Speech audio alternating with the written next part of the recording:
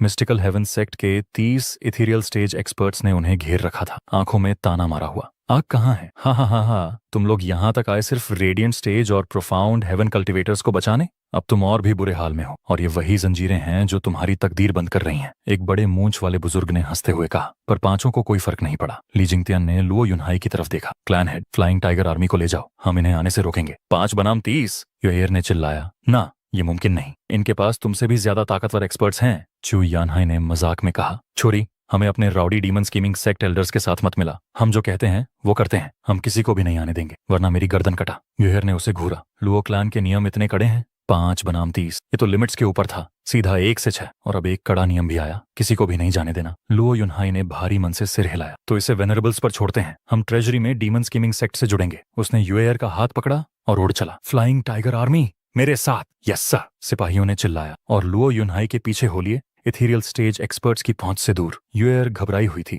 पीछे देखते हुए बोली, तुम सच में सोचते हो कि 5 लोग 30 को रोक पाएंगे? हाँ हाँ हाँ, चिंता मत करो, ये स्ट्रॉन्गेस्ट फोर्स हैं जो ब्रदर जो ने लुओ क्लैन के लिए छोड़ी। ये क्लैन गार्डियंस हैं, अपना वादा निभाएंगे। अगर इन्हें ठीक कहा तो सब इनके हाथ में है। लुओ युनहाई यूएयर का हाथ मजबूती से पकड़े उड़ रहा था। ली जिंगतियान हंसा, फिर उसकी आंखों में जंगली चमक आई। क्लैन हेड सुरक्षित है, अब हम खुलकर लड़ेंगे। दिखावा है, मतलब पहले पूरी ताकत से लड़ नहीं पाए? एक इथीरियल स्टेज एक्सपर्ट ने मजाक उड़ाया। भूल गए कि तुम्हें वो फ्रेश वुंड किसने दिया? चू यानहाई ने ताना मारा। हमने खुद चोट ली थी, वरना क्लैन हेड को कैसे बचाते? यही तुम्हारा मौका था हमें चोट पहुंचाने का। सही, सफेद बाल वाला एक बुजुर्ग निकला। उसकी भयानक ऑरा से पता चलता था कि वो सबसे ताकतवर है। तुम 5 तो सच में अलग हो, आम इथीरियल स्टेज एक्सपर्ट्स से बेहतर। पर तुम भूल गए, बचाने से पहले तुम डेडलॉक में थे, कोई फायदा नहीं मिला। और अब तुम हमसे ज्यादा थके हो, अब तुम्हें 1 के मुकाबले 5 लड़ना होगा। तुम खत्म हो। पांचों जोर से हंस पड़े। क्यों हंस रहे हो? क्या मैं गलत हूँ? बुजुर्ग ने पूछा। ली जिंगतियान ने सिर हिलाया। हाँ हाँ हाँ, सही कहा, पर तब हम अकेले लड़ रहे थे। बुजुर्ग का दिल डूबने लगा। कौन सोच सकता था कि हमारे जैसे बूढ़े सहायक कभी साथ लड़ेंगे? हाँ हाँ हाँ,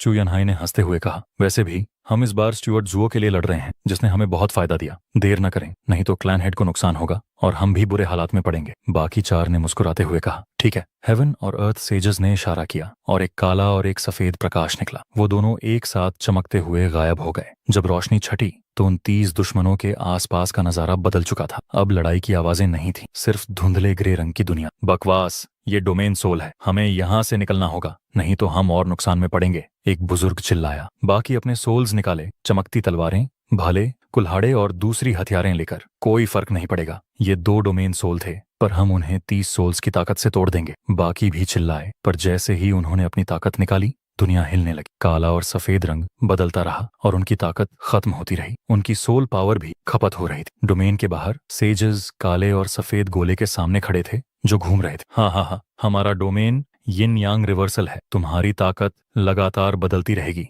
और तुम्हारी ताकत दुनिया को वापस मिलेगी। जब तक तुम्हारे पास कुछ नहीं बचेगा और तुम्हारी आत्मा टूट जाएगी, तुम्हें बाहर निकलने का कोई मौका नहीं मिलेगा। बुजुर्ग चौंका और दूसरा प्लान सोचने लगा। अपन ये ताकत बर्बाद मत करो, डोमेन इसे ले लेगा। अपनी सोल्स को जोड़ो और डोमेन तोड़ो। हम 30 इथीरियल स्टेज एक्सपर्ट्स हैं, इतनी ताकत डोमेन नहीं हरा सकता। हाँ सही कहा, यिन यांग रिवर्सल में यिन और यांग के गुण होते हैं, चाहे कितने भी हों। अकेले ताकत चली जाती है, पर साथ में आप निकल सकते हो। हेवन सेज ने मजाक किया, ली जिंगतियान की तरफ देखते हुए। वे हाथ जोड़ने वाले हैं, अब तुम भी लड़ो। हाँ हाँ हाँ हाँ हाँ, सही बात है। ली जिंगतियान का काला ऑरा गरज उठा। एक काला ड्रैगन आसमान में उड़ गया और काले सफेद गोले की तरफ बढ़ा। Soul variant necro dragon chained claw. क्रच। जैसे डोमेन के अंदर सभी की सोल पावर इकट्ठी हुई। ड्रैगन की गरज कानों में गूंजने लगी। पता भी नहीं चला कि क्या हुआ। काले पंजे ऊपर से भाले की तरह गिरे। उनके पास एक सिनिस्टर पावर था। उनकी आत्माओं पर हमला किया और उन्हें बिखेर दिया। सब खून उगलने लगे और पीले पड़ गए। कमजोर लोग और ज्यादा नुकसान झेल रहे थे। उनकी आत्मा इस दुनिया से गायब हो गई।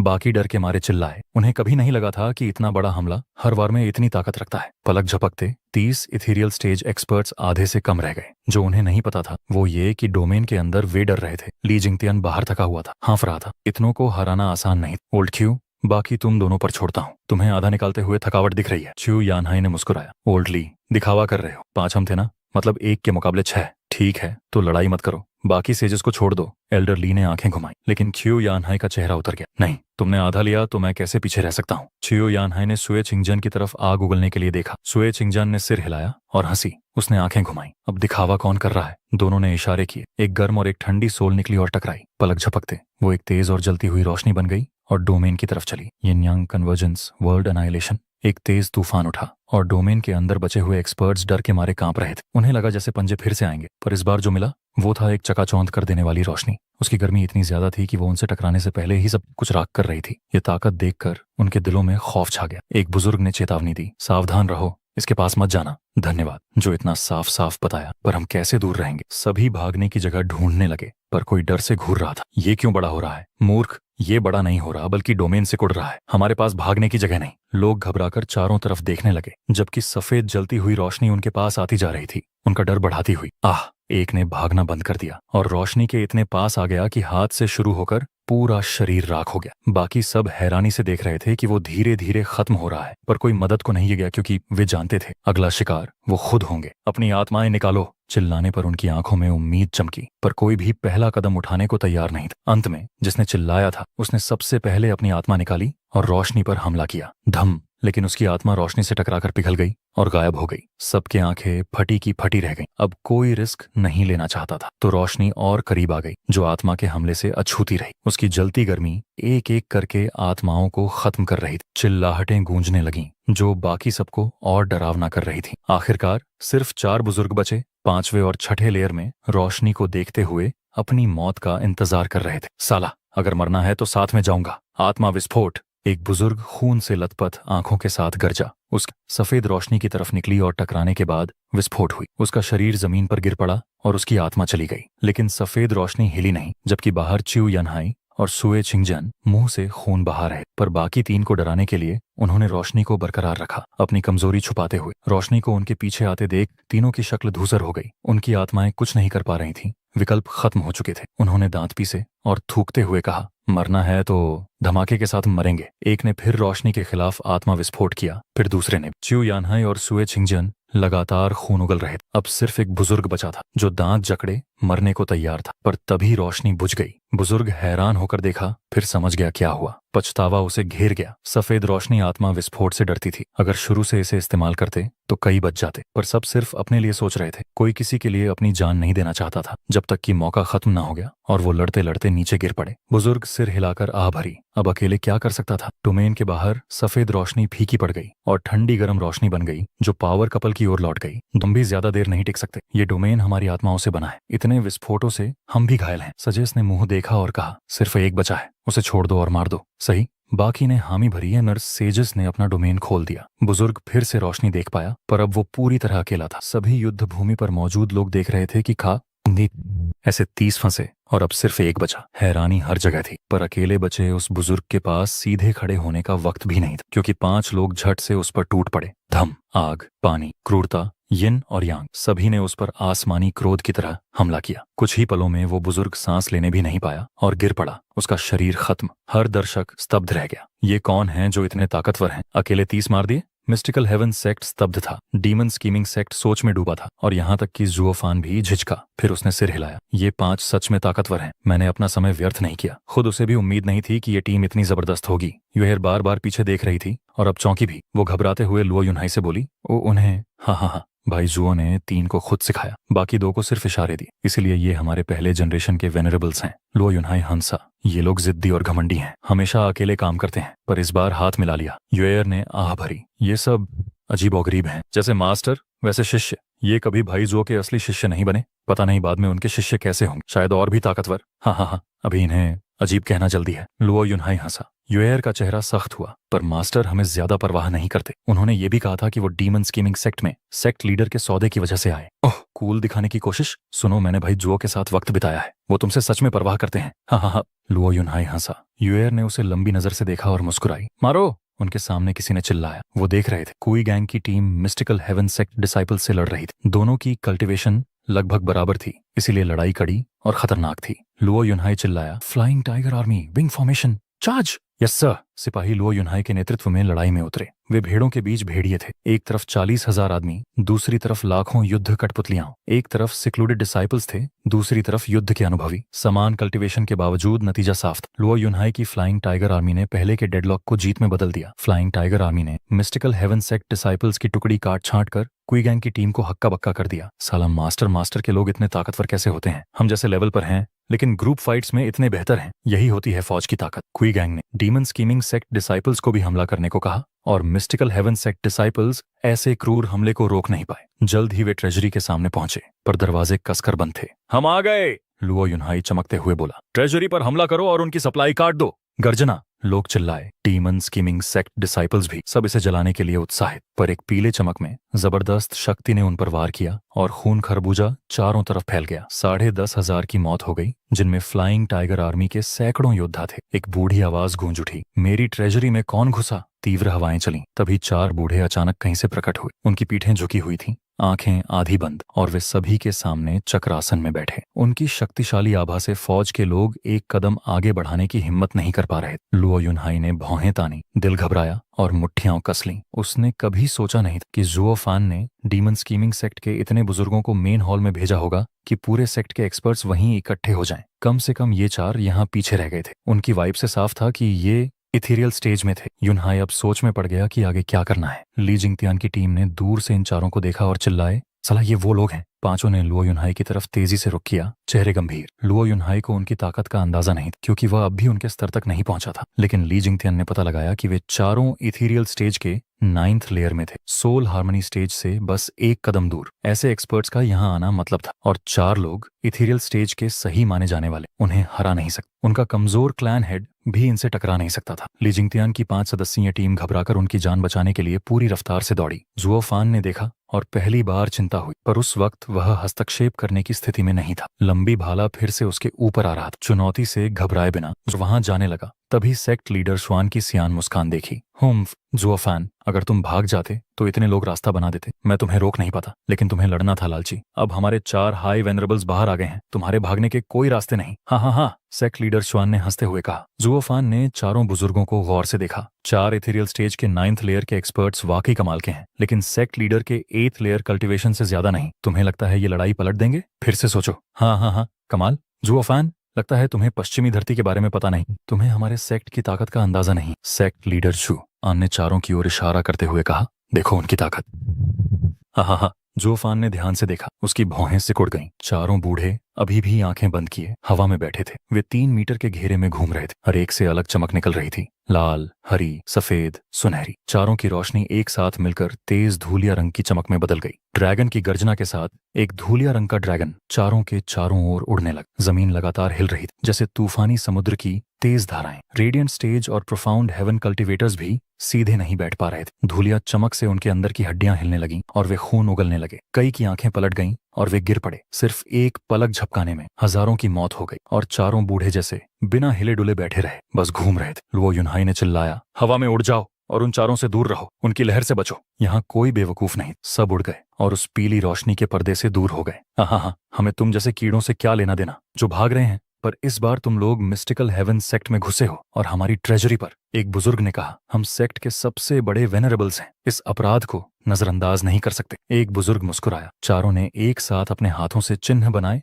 और आखिरकार हिले। उनका घेरा घूमने लगा। हालांकि उन्होंने आंखें नहीं खोली, फिर भी उनका घूमता हुआ घेरा बड़ा डिस्क लग रहा था। वह भी पीले ड्रैगन के साथ घूम रहा था। लगातार घूमते इस घुमावदार डिस्क ने रास्ते में आने वालों पर प्रचंड दबाव डाला। कोई प्रतिक्रिया देने का मौका नहीं। खून और मांस हवा में उड़ने लगे। ये डिस्क एक बार गई और हजारों को कुचल दिया, फिर वापस आई और कई औरों की जान ले ली। एक ही वार में 10,000 लोग मर गए। हर कोई स्तब्ध था, डर के मारे कांप रहा था। डिस्क को देखते हुए लुओ युनहाई भी दहशत में था। उसने देखा कि डिस्क कितनी जान ले रही है। उसका दिल घबराया। जब वह प्रतिक्रिया देने लगा, 30,000 लोग दुनिया से जा चुके थे। उसने चिल्लाया, फॉर्मेशन तोड़ो, सब भागो, हम इन्हें नहीं हरा सकते, अपनी जान बचाओ। उसने फ्लाइंग टाइगर आर्मी को संकेत दिया और सभी बिखर गए। अरे, कमांडर बच गया। एक बूढ़े ने मुस्कुराते हुए डिस्क को इस बार सीधे लुओ युनहाई पर भेजा। लुओ युनहाई भागा। युएर और कुई गैंग बचने की कोशिश कर रहे थे, लेकिन एथेरियल स्टेज एक्सपर्ट्स की रफ्तार का मुकाबला नहीं कर सकते थे। पलक झपकते ही डिस्क उनके ऊपर थी। उस ताकत को महसूस कर कुई गैंग ने सिर हिलाया। मेरी जिंदगी खत्म।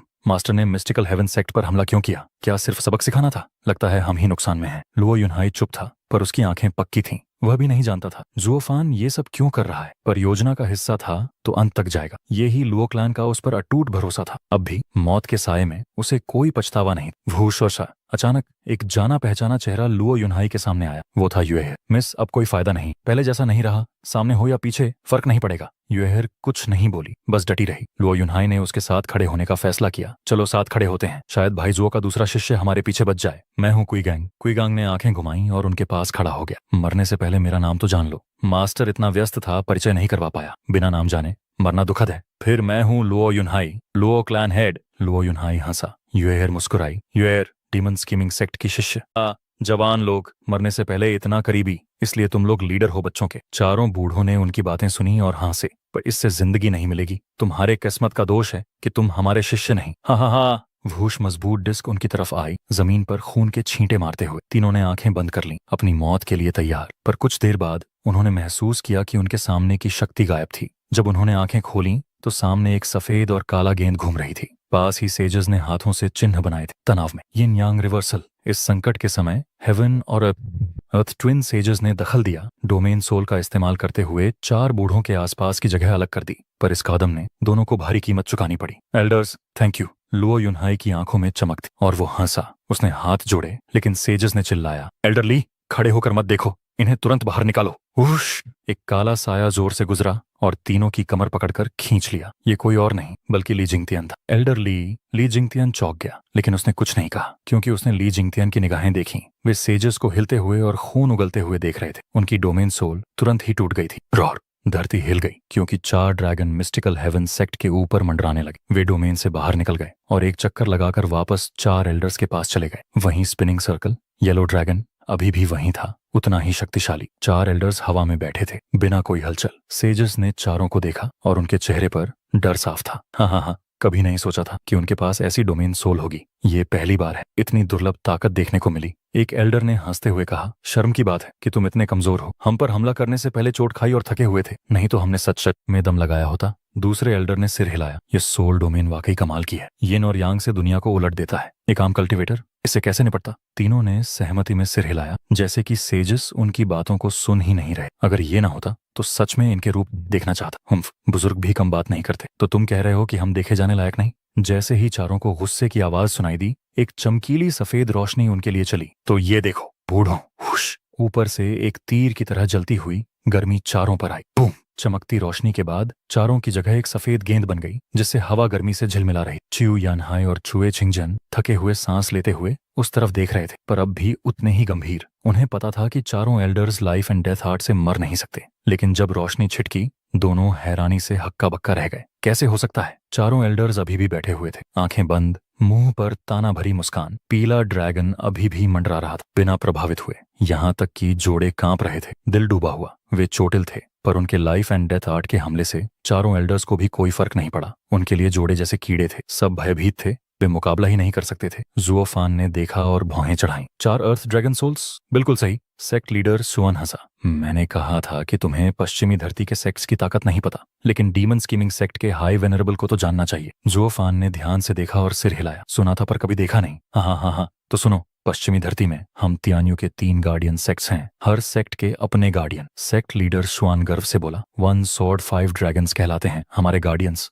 क्या मतलब? हान चनिंग अविश्वास में चिल्लाई। मैंने सोचा था ये सिर्फ अफवाह है, लेकिन सच है। तो 4 वेनरेबल्स वही हैं? दैनर ने पूछा। सीनियर सिस्टर, ये क्या बात है? मुझे पता क्यों नहीं? तुम सेक्ट में नहीं हो इसीलिए नहीं पता। ने सिर हिलाया। कुछ एल्डर्स जानते हैं कि हमारे सेक्ट के 4 बड़े वेनरेबल्स हैं, heavenly cycle elders. Demon scheming sect का सेक्रेड ड्रैगन भी मशहूर है, पर इतने समय तक दिखे नहीं, तो सब अफवाह समझो। एल्डर्स की ओर डर से देखा। अगर ये बाहर आए तो डीमन स्कीमिंग सेक्ट भी नहीं जीत पाएगा। हाँ, भी हारेंगे। हाँ, बिल्कुल। ये सच में मिस्टिकल हेवन सेक्ट के एल्डर्स हैं। वक्त समझते हैं। सेक्ट लीडर सुआन हंसा। 1 स्वॉर्ड 5 ड्रैगन्स। तियान्यू के 3 गार्डियन सेक्ट्स में heavenly sword heaven trailing sect को शो करता है। 5 ड्रैगन्स में 4 हैं, wood dragon, fire dragon, ice dragon, metal dragon. हमारे सेक्ट के एल्डर्स। डीमन स्कीमिंग सेक्ट का एक ही हाई वेनरेबल है, हिडन ड्रैगन। कहा जाता है सबसे ताकतवर, पर चारों के मुकाबले क्या कर सकता है? इम्परमानेंस 5 के साथ हेवनली साइकिल एल्डर्स को हराने में वो हार गया, तो डरने की कोई बात नहीं। जुओफान ने तंगी से बोला, तो ये 4 बड़े एक्सपर्ट्स जो छुपे थे अब बाहर आ गए।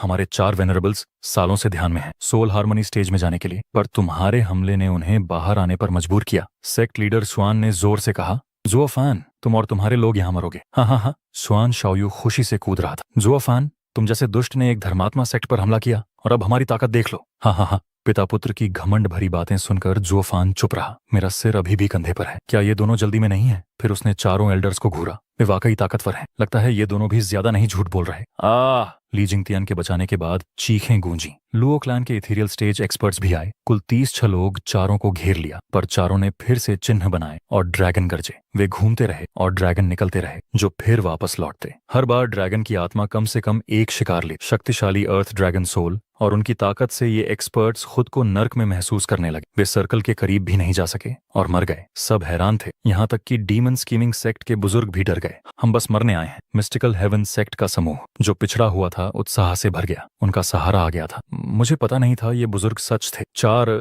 अर्थ ड्रैगन सोल्स और हेवन साइकिल अरे, इससे कैसे निपटना? हन चेनिंग ने आह भरी। उसने कुइलांग की ओर देखा। कुइलांग, लगता है बस थोड़ी देर साथ ही रहेंगे। कुइलांग ने उसका हाथ पकड़ा। तुम्हारे साथ एक पल भी काफी है। हन चेनिंग ने मुस्कुराकर सिर हिला। दर्शक भावुक थे, खुशी और उदासी के साथ। दोनों की मोहब्बत वर्षों बाद भी जिंदा थी, पर फिर से अलग होना था। डीमन स्कीमिंग सेक्ट की हार मतलब मौत। सेक्ट लीडर शुआन की तरफ से ठहाके गूंजे। जुओफान की आंखों में रोशनी थी। उसने गहरी सांस ली। सच में ये नहीं करना चाहता था, पर कोई चारा नहीं। ने चिल्लाया, एल्डरली, खड़े होकर मत देखो, इन्हें तुरंत बाहर निकालो। उश! एक काला साया जोर से गुजरा और तीनों की कमर पकड़कर खींच लिया। ये कोई और नहीं बल्कि ली जिंगतियान था। ली जिंगतियान चौंक गया, लेकिन उसने कुछ नहीं कहा, क्योंकि उसने ली जिंगतियान की निगाहें देखी। वे सेजस को हिलते हुए और खून उगलते हुए देख रहे थे। उनकी डोमेन सोल तुरंत ही टूट गई थी। रॉर! धरती हिल गई, क्योंकि 4 ड्रैगन मिस्टिकल हेवन सेक्ट के ऊपर मंडराने लगे। वे डोमेन से बाहर निकल गए और रॉर! एक ड्रैगोनिक दहाड़ गूंजी और येलो ड्रैगन ली जिंगतियान की तरफ दौड़ा। चौंक कर ली जिंगतियान ने हाथ हिलाया और एक काला ड्रैगन भेजा हमला रोकने को। नेक्रो ड्रैगन चेन्ड क्लॉ, काले पंजे येलो ड्रैगन से टकराए, हवा में सीटी बजाते हुए, पर येलो ड्रैगन लगातार टूटने नहीं दिया। पैम! शोर सुन सबने कान दबा ली। कहीं से फटने या फाड़ने की आवाज भी आई। अगले पल ली जिंगतियान खून थूकते हुए गिर पड़ा, बेबस, और काला ड्रैगन आत्मा भी गायब हो गई। एल्डरली! लुओ युनहाई ने चिल्लाया। उसकी आंखें कांप रहीं। तभी एक काला साया ली जिंगतियान के सामने चमका। उसे पकड़कर गिरने से रोका। चू यानहाई ने ली जिंगतियान की हल्की सांस महसूस की और दहद्दा, बुढ़िया, युवा मालिक और बाकी को यहाँ से तुरंत निकालो। एल्डरली की आत्मा टूटने वाली है। 4 बूढ़ों का सामना हम जैसा कर ही नहीं सकता। जल्दी निकलो। ठीक है बूढ़ा। उश! सफेद रोशनी में सुए चिंगजान छू यनहाई के पास आई। अपनी सफेद सिल्क से उन्हें लपेट कर चली गई। सेजस, हमारी रक्षा करो। सेजस के होंठ हिले पर वो सिसक गए। इतने बड़े दुश्मन के सामने वो कैसे करें? पर क्लैन हेड की सुरक्षा उनकी जिम्मेदारी थी। यिन यांग रिवर्सल डोमेन, सोल वेरिएंट, यिन यांग वर्ल्ड लॉक। दोनों ने चिल्लाकर चिन्ह बनाए। चेन की खड़खड़ाहट हुई और एक सफेद और काले चेन ने अजीब ऑरा छोड़ी। पलक झपकते ही चेन हेवनली साइकिल एल्डर्स के चारों ओर घूमने लगे और उन्हें जकड़ ली। चक्र फिर से घूमना चाहता था, पर चेन ने रोक दिया। मजेदार है, ये डोमेन सोल इतना सिंपल नहीं, एक एल्डर हैरानी से बोला। दूसरे ने सिर हिलाया। यिन यांग चेन हेवन और अर्थ को जोड़ती है। लगता है डोमेन सिकुड़ गया, पर असल में बढ़ गया। चेन की यिन यांग ऊर्जा दुनिया से जोड़ती है, हमारी ताकत खींचती है और हमें जकड़ती है। मैंने सोचा नहीं था कि इन दोनों के डोमेन सोल में इतनी वेरिएशन होगी। वाकई कमाल।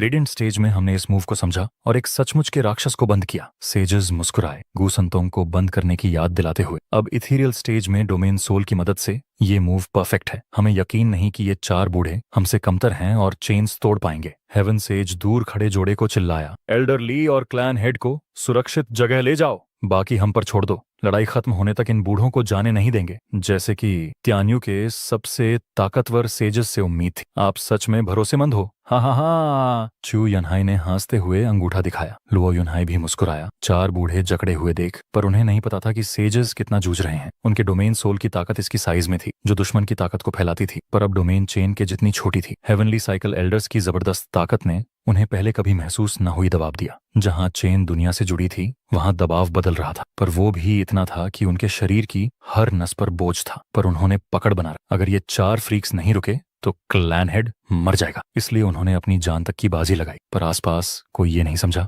पर ये मूर्ख कैसे जाने? न ही लुओ युनहाई और छियो यनहाई जानते थे, बस जुओफान जानता था, अपनी अंगूठी छूते हुए। लगता है मुझे ये करना ही पड़ेगा। हाँ हाँ हाँ हाँ, जुओफान, तुम सोचते हो ये दोनों मिस्टिकल हेवन सेक्ट के 4 गार्डियन ड्रैगन्स को रोक पाएंगे? तुम मेरी सोच से भी कमजोर हो। सेक्ट लीडर शुआन ने अपनी बात रोककर चारों एल्डर्स की तरफ इशारा किया। देखो, और असली निराशा देखो। 4 एल्डर्स अभी भी आंखें बंद करके बैठे थे। एक बोला, हाँ हाँ हाँ, मूर्ख जूनियर्स, ज्यादा घमंड मत करो। तुम्हारे डोमेन सोल में बात है, पर हम चारों के सामने कुछ नहीं। चारों ने अलग अलग चिन्ह बनाए। ऊपर मंडराता येलो ड्रैगन अपनी गति अति तेज करने लगा। येलो एनर्जी की लहरें भेजी जो यिन यांग चेन्स को हिला रही थी। सेजस ने माथा टेढ़ा किया और चिन्ह बनाए। नहीं, हमने हेवन और एयर उग। उन्होंने बोलना भी पूरा नहीं किया, उनके शरीर हिले, खून थूका और जमीन पर गिर पड़े। बूम! धमाके के साथ येलो एनर्जी ने लहर की तरह फैलकर यिन यांग चेन्स को तोड़ दिया। हा हा हा, हमारी आत्माएं अर्थ ड्रैगन सोल्स हैं, धरती से पैदा। तुम हमारी ताकत को दुनिया से जोड़ सकते हो, पर हम धरती से जोड़ते हैं। हमने अपनी ताकत से चेन्स के दोनों ओर हमला किया। चार बूढ़े अभी भी हवा में बैठे थे। एक मुस्कुराया, कमजोर आत्माएं तुम्हारी नहीं, हमारी वजह से।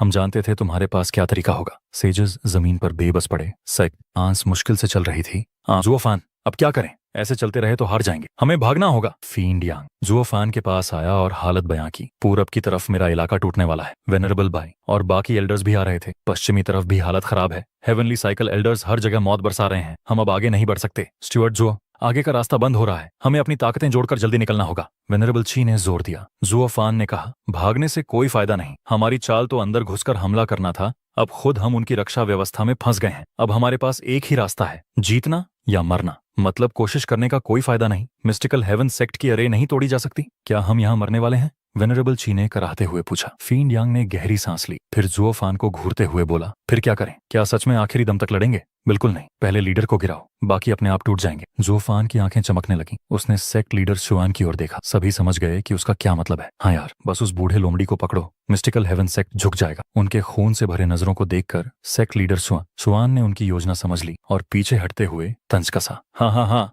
तुम मुझे पकड़ना चाहते हो? सपने में भी नहीं पहुंच पाओगे। हैं, कोशिश तो करके देखेंगे। फींड यांग हंस पड़ा। भाइयों, हमला करो, उस बूढ़े को पकड़ो, हमारी जान इसी पर टिकी है। रोर! सभी ने चिल्लाकर अपनी पूरी ताकत लगाई और सेक्ट लीडर शुआन की तरफ सीधे उड़ पड़े। उनकी आंखें जैसे किसी बहती हुई खूबसूरत लड़की पर टिकी हों। सेक्ट लीडर शुआन कांप गया और गंभीर हो गया। इस क्रिटिकल वक्त में वह सबका ध्यान केंद्रित था। सब उसे ढाल बनाना चाहते थे। मिस्टिकल हेवन सेक्ट के एक्सपर्ट्स ने देखा कि उनका सेक्ट लीडर खतरे में है। वे उसकी मदद को आए। इस तरह यह कड़ी लड़ाई एक नए मोड़ पर आ गई। अब ये फैले हुए युद्ध क्षेत्र की बजाय एक ऐसा मैदान था जहां सेक्ट लीडर शुआन केंद्र था, जैसे वो सबसे महंगी चीज हो जिसे हर कोई चाह रहा हो। ही बूढ़े शुआन, संभल के रहो और अच्छे से मांस की ढाल बनो ताकि हम निकल सकें। डीमन स्कीमिंग सेक्ट के 30 से ज्यादा इथीरियल स्टेज के एक्सपर्ट्स 100 मीटर दूर से उस पर आत्मा हमले बरसाने लगे। सेक्ट लीडर शुआन ने गर्दन पोंछी, माथे पर पसीना टपक रहा था। इतने हमलों का सामना वह अकेले नहीं कर सकता। पर तभी एक ड्रैगोनिक दहाड़ गूंजी। एक तेज रोशनी में ड्रैगन आत्माओं का सैलाब उन पर टूट पड़ा। कुछ ही पलों में चीखें गूंजी और 30 से ज्यादा एक्सपर्ट्स पीछे हट गए। सेक्ट लीडर शुआन के सामने वो 4 एल्डर्स की एक मंडली थी। ऊपर भयानक येलो ड्रैगन उड़ रहा था। डीमन स्कीमिंग सेक्ट वालों ने चिल्लाया, हेवनली साइकिल एल्डर्स, ये इतने जल्दी कैसे आ गए? वे जुओफान के पास जमा हुए, चारों फ्रीक्स को देखते रहे। मिस्टिकल हेवन सेक्ट वाले भी सेक्ट लीडर शुआन के आसपास इकट्ठा हो गए, घमंड से मुस्कुराते हुए। पलक झपकते ही लड़ाई खत्म हो गई। दोनों पक्ष आमने सामने थे। मिस्टिकल हेवन सेक्ट में हिम्मत थी। डीमन स्कीमिंग सेक्ट के चेहरे डर और निराशा से रंगे हुए थे। सिर्फ 4 भयानक एल्डर्स की वजह से। हाँ, जुओफान, तुमसे लड़ना मेरी गरिमा के खिलाफ है। मिस्टिकल हेवन सेक्ट के 4 गार्जियंस के सामने तुम खत्म हो चुके हो। मुझे चाहिए हुम्फ, पहले हमारे एल्डर्स को पार करना पड़ेगा। सेक्ट लीडर शुआन गर्व से चिल्लाया। शुआन शाओयू, जो उसका बेटा था, उसे दिखाने लगा। जुओफान, दुष्ट, तुमने मेरी जूनियर बहन को धोखा दिया और कुत्तों से भी नीचे हो। मैं तुम्हें छोटे छोटे टुकड़ों में फाड़ कर भेड़ों को खिलाऊंगा। हाँ। डीमन स्कीमिंग सेक्ट के लोग गुस्से में थे पर बेकाबू। उनकी आखिरी उम्मीद जुओफान था। अब क्या स्टुअर्ट जुओ, तुमने मुझे यहाँ तक धकेला है, पछताओगे बाद में। मुझे अपनी आखिरी चाल चलनी पड़ेगी। जुओफान की आंखें चमकी। उसने अपनी अंगूठी खेलाई। फींड यांग गंभीर हुआ। जुओफान, क्या तुम खुद लड़ने जा रहे हो? तुम लड़ना चाहते हो? हान चनिंग ने फ्रोकर कहा। उन 4 एल्डर्स के सामने तुम कुछ नहीं कर सकते। कुईलांग मुस्कुराया। चनिंग, तुम स्टुअर्ट जुओ को नहीं समझती। उसके पास अंतिम चाल है। तुमने स्टुअर्ट जुओ की ब्लैक फ्लेम नहीं देखी? जो भी भयंकर मिला उसे उसने जलाया। अहम। जुओफान ने खांसी भरी। सच कहूं तो वो भी समझ नहीं पा रहा हाँ था कि 4 एल्डर्स को कैसे हराए। उस ब्लैक थंडर फ्लेम की ताकत कमाल की थी, पर डबल ड्रैगन गैदरिंग के बाद उसने इसका इस्तेमाल नहीं किया, क्योंकि थंडर फ्लेम को डेसिमेटिंग गोल्डन फ्लेम और अज्योर फ्लेम के साथ पर्पल लाइटनिंग के भी साथ चाहिए था। उसके पास गोल्डन फ्लेम्स नहीं, जो उसे गैदरिंग में मिले थे वे येलिन से चोरी किए थे, अपने नहीं। इसलिए वो तरीका बाहर। दूसरा तरीका था डबल ड्रैगन मैनर से चुराया सेक्रेड वेपन, पर वो आखिरी हथियार था। उसे बाहर लाना मतलब अपनी जान को खतरा देना। पर कुईलांग की बातों ने सबका ध्यान जुओफान पर कर दिया। अब सब देखना चाहते थे कि बड़ा स्टुअर्ट जुओ क्या दिखाएगा। यहाँ तक कि 4 एल्डर्स भी सोच रहे थे, अरे ये तो छोटी टोली का बॉस है, दिखाओ क्या कर सकता है। हाँ, जुओफान आओ और हमारे एल्डर्स को चुनौती दो अगर हिम्मत है। भले ही मर जाओ, फर्क क्या पड़ता है। सेक्ट लीडर सुआन ने तंज मारा। जुओ फैन ने सबको मुस्कुराते हुए देखा, पर अंदर से आह भरी। मैं आपको निराश कर दूंगा, मैं लड़ने वाला नहीं हूँ। डीमन स्कीमिंग सेक्ट चकित थे, सिर हिलाए। यहाँ तक स्टुअर्ट जुओ के पास भी कोई उपाय नहीं। जुओ फैन ने फिर कहा, पर मेरे पास आखिरी हथियार है। याद रखना, तुमने मुझे ऐसा करने पर मजबूर किया है, बाद में रोना मत। उसने हाथ हिलाया और तेज रोशनी में एक 7 साल का बच्चा प्रकट हुआ। Invincible scam गुसंतोंग। गुसंतोंग ने लंबी जोंत भर कमर खींची और जुओ फान की ओर ऊब भरी नजर से देखा। पापा, देर क्यों कर दी? मैं तो सोने ही वाला था। हाँ हाँ हाँ हाँ, क्या मैंने तुम्हें अभी बाहर नहीं निकाला? तुम हमारा आखिरी हथियार हो। तुम्हें मैं सबके सामने तभी दिखा सकता था जब सही मौका आए। जुओ फान ने मासूम बच्चे जैसी मुस्कान। गुसंतोंग ने पूरी तरह मान। भीड़ स्तब्ध थी। फींड यांग ने गाली दी, क्या बात कर रहे हो? आखिरी हथियार कह रहे थे, बच्चा निकाला। वो मेरा आखिरी हथियार है, जुओ फान गर्व से बोला। पिता के तौर पर मेरा बेटा मेरा सबसे बड़ा हथियार है। मिस्टिकल हेवन सेक्ट सुनो, मुझे पकड़ने के लिए तुम्हें पहले मेरे बेटे को पार करना होगा। जुओ फान की तेज आवाज पर गुसंतोंग ने गर्व से छाती फुलाई। बाढ़ को रोकना अपने पिता के लिए उसका सबसे बड़ा सम्मान। पर बाकी लोग उसे ऐसे नहीं देखते थे। दोनों तरफ के लोग चुपचाप पिता और बेटे को देखते रहे, गालियां देते हुए। तुम जानवर। सुना था वेस्टर्न लैंड्स का सबसे टैलेंटेड और बेस्ट डिसाइपल है तू। डबल ड्रैगन गैदरिंग में भी बड़ा हीरो बन रहा था, और अब एक बच्चे के पीछे छुपा बैठा है। सच में मेरी आंखें खोल दी तूने। सेक्ट लीडर शुआन ने मजाक उड़ाते हुए कहा, और मिस्टिकल हेवन सेक्ट वाले जुओ फैन का ठट्टा उड़ा रहे थे। जब आफत आई तो एक बच्चा निकाल लिया गया। डीमन स्कीमिंग सेक्ट अब एक तगड़े दुश्मन से भिड़ रहा, लेकिन वो सब पुराने और एक्सपीरियंस्ड कल्टिवेटर्स थे। चाहे वो डिमोनिक कल्टिवेटर्स ही क्यों ना हो, उनका स्टेटस था, रिस्पेक्ट था। वो लोग इतने नीचे नहीं गिरते कि अपनी जिम्मेदारी एक बच्चे पर डालें। ये तो हद से ज्यादा शर्मनाक। सभी की निगाहें जुओ फान पर ब्लेम करते हुए गईं। ये जंग तो वैसे भी एक मिसअंडरस्टैंडिंग थी। चलो ये भी भूल जाएं कि तू हमें मौत के मुंह में ले आया, लेकिन कम से कम इज्जत से मरने तो दे। हमने ऐसा क्या कर दिया था जो तूने ये सब किया हमारे साथ? स्टुअर्ट जो, अगर वाकई कोई रास्ता नहीं बचा तो मौत से लड़ते हुए मरना बेहतर है, बजाय इसके कि एक बच्चे के हाथों सब छोड़ दिया जाए। कहीं तू दुश्मनों पर सॉफ्ट तो नहीं हो रहा? वेनरेबल ची ने लंबी सांस लेते हुए कहा। फींड यांग ने ब्लेम किया, जुओ फैन, मुझे पता है तेरी पूरी क्लैन अजीब लोगों से भरी है। ये बच्चा एथेरियल स्टेज में इतनी छोटी उम्र में ही पहुंच गया, इससे सब क्लियर हो जाता है। लेकिन ये बच्चा है, उसे जंग का कुछ नहीं पता। अच्छा होगा तू उसे बचा ले, ताकि वो हमारे लिए बदला ले सके। इसे आगे क्यों धकेल रहा है? अपनी बेइज्जती करवा रहा है। ओए मोटू, तूने कुछ कहा क्या? मैं भी कम नहीं हूँ, क्या तू मुझे कमजोर बोल रहा है? गुसंतोंग ने गुस्से में अपनी नाक सिकुड़ी। फींड यांग ने लंबी सांस ली और गुसंतोंग के सिर पर हाथ फिराया। देखो ना, बिल्कुल तेरे जैसा है ये, लेकिन चाहे जितना भी स्ट्रांग हो, ओवर कॉन्फिडेंट नहीं होना चाहिए। ये बस इथेरियल स्टेज में है और सामने वाले old freaks peak ethereal stage में है। तू बच्चे को भेज रहा है, तुझे जरा भी फील नहीं हो रही? गुसंतोंग अब फुल गुस्से में था। जुओ फान ने बस सिर हिलाया, कुछ नहीं कहा। फैटी यांग, तूने खुद बुलाया है, अब जो होगा। यंग संजी तुझे नहीं छोड़ेगा। वाह! गुसंतोंग ने फींड यांग का हाथ पकड़ लिया, जिससे वो चौंक गया। क्या हुआ छोटे? मुझे बिल्कुल पसंद नहीं जब कोई मेरा सिर छूता है। गुसंतोंग ने दांत पीसे, लेकिन तभी एक नाजुक हाथ ने उसका हाथ थामा और एक प्यारी सी आवाज आई, तुम ही यंग संजी हो? मैंने तुम्हारे बारे में सुना है। सांजी चौंका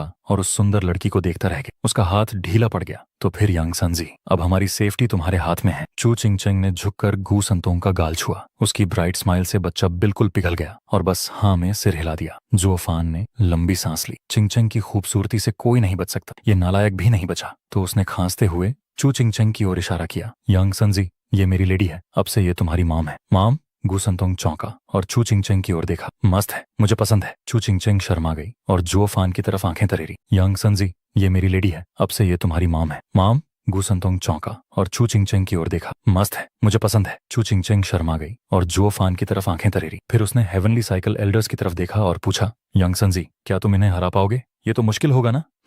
इन छोटे मोटे लोगों में क्या रखा है? गुसंतोंग ने मुंह चिढ़ाया और आगे बढ़ा। डैड, मॉम, आधे घंटे में इन सब का काम तमाम कर दूंगा। चू चिंगचेंग ने पहले उसे देखा, फिर जुओ फान की ओर। उसके गाल लाल हो गए। हाँ हाँ हाँ, ये बच्चा भी बिल्कुल अपने बाप पे गया है, बिना झिझक के तुझे मॉम बोल दिया। जुओ फान हंस पड़ा। चू चिंगचेंग ने नाराजगी से घूरा, लेकिन अंदर ही अंदर वो भी खुश थी। बाकी सब लोग ये अजीब सीन देखकर सन्न थे। कैसे पेरेंट्स होते हैं जो बच्चे को जंग में भेज देते हैं, चाहे असली माँ बाप ना भी हों। गुसंतोंग एक मिशन पर निकल चुका था। ये बच्चा जो बाहर से क्यूट दिखता था, अंदर से पूरा दानव था। अब खुलकर जंग में उतरा। सब लोग उसे देख रहे थे, बस आहें भरते हुए। उन्हें पता था कि जुओ फान कमीना है, लेकिन ऐसा भी नहीं कि मॉरल्स ना हो। एक बच्चे को बैटलफील्ड में भेजना और उसे ट्रम्प कार्ड बताना, ये तो हद हो गई। उसकी प्यारी सी शक्ल और छोटे छोटे हाथों को देख सबको वो बहुत क्यूट लगा। ये ट्रम्प कार्ड नहीं, नन्हा मुन्ना है। बच्चे, क्या तुम वाकई इन डिमोनिक कल्टिवेटर्स के लिए लड़ना चाहते हो? हम तुम्हें छोटा समझकर छोड़ेंगे नहीं। बकवास बंद कर, मैं आया हूं तुम सबको पीटने। गुसंतोंग ने सिर उछाला और दौड़ पड़ा। डीमन स्कीमिंग सेक्ट वाले शॉक्ड थे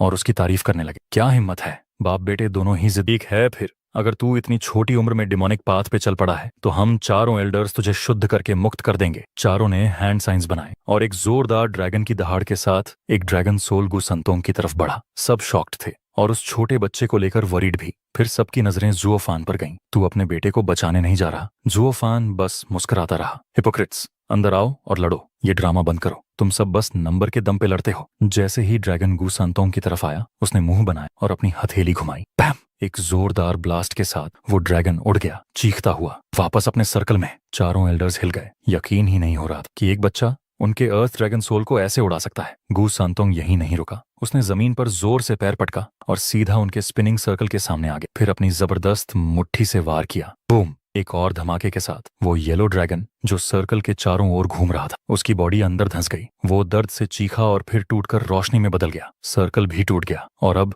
उसकी ताकत सीधा उन चारों एल्डर्स की ओर बढ़ गई। उन्होंने हाथ उठाकर बचाव किया। बैम! चारों दूर जा गिरे, सैकड़ों मीटर दूर। अब उन्हें भी समझ आ गया कि दिखावा करने का वक्त खत्म हो गया है। कि संतों को देखकर उनके चेहरों पर शौक था। तो तू है क्या चीज? ओह, तुम्हारी आंखें सही काम करती हैं। मैं तो समझा अंधे हो, इसलिए मैं हल्का गया था तुम पर। अब तो दिख रहा है तुम्हारा असली चेहरा। सिंपैथी की कोई जरूरत नहीं। गुसंतोंग ने मुट्ठी कसते हुए मजाक उड़ाया। पूरी ऑडियंस हान या हाफ पाव बातन अब भी शौक में थी। एक 7 साल का बच्चा 4 ओल्ड फ्रीक्स को ऐसा पीटेगा, किसी ने नहीं सोचा था। अब समझ आया क्यों स्टुअर्ट जुओ इसे अपना ट्रम्प कार्ड कहता था। वो सीरियस था, पर सच में एक से बढ़कर एक मॉन्स्टर्स ही भरे हैं। गुसंतोंग से लेकर जुओफान तक सबको देखकर लोग बस आहें भर रहे थे। हम आम लोग इन मॉन्स्टर्स के बीच कैसे जिंदा रहेंगे? एक ऐसा झटका लगा जो किसी के समझ में नहीं है। सबकी सोच और होश उड़ गए। अब सब लोग खाली आंखों से आसमान में खड़े गुसंतोंग को देख रहे थे। जुओफान, ये तेरा बच्चा है या क्या चीज है? फीन यांग ने थूक निकलते हुए कहा। बाकी सबकी निगाहें भी स्टुअर्ट जुओ पर थीं, एकदम कंफ्यूज्ड और शॉक्ड। जुओफान ने कोई जवाब नहीं दिया, बस कामली बोला, सब लोग फैल जाओ, उनसे थोड़ा डिस्टेंस बना लो। जुओफान खुद सबसे पहले पीछे हटा।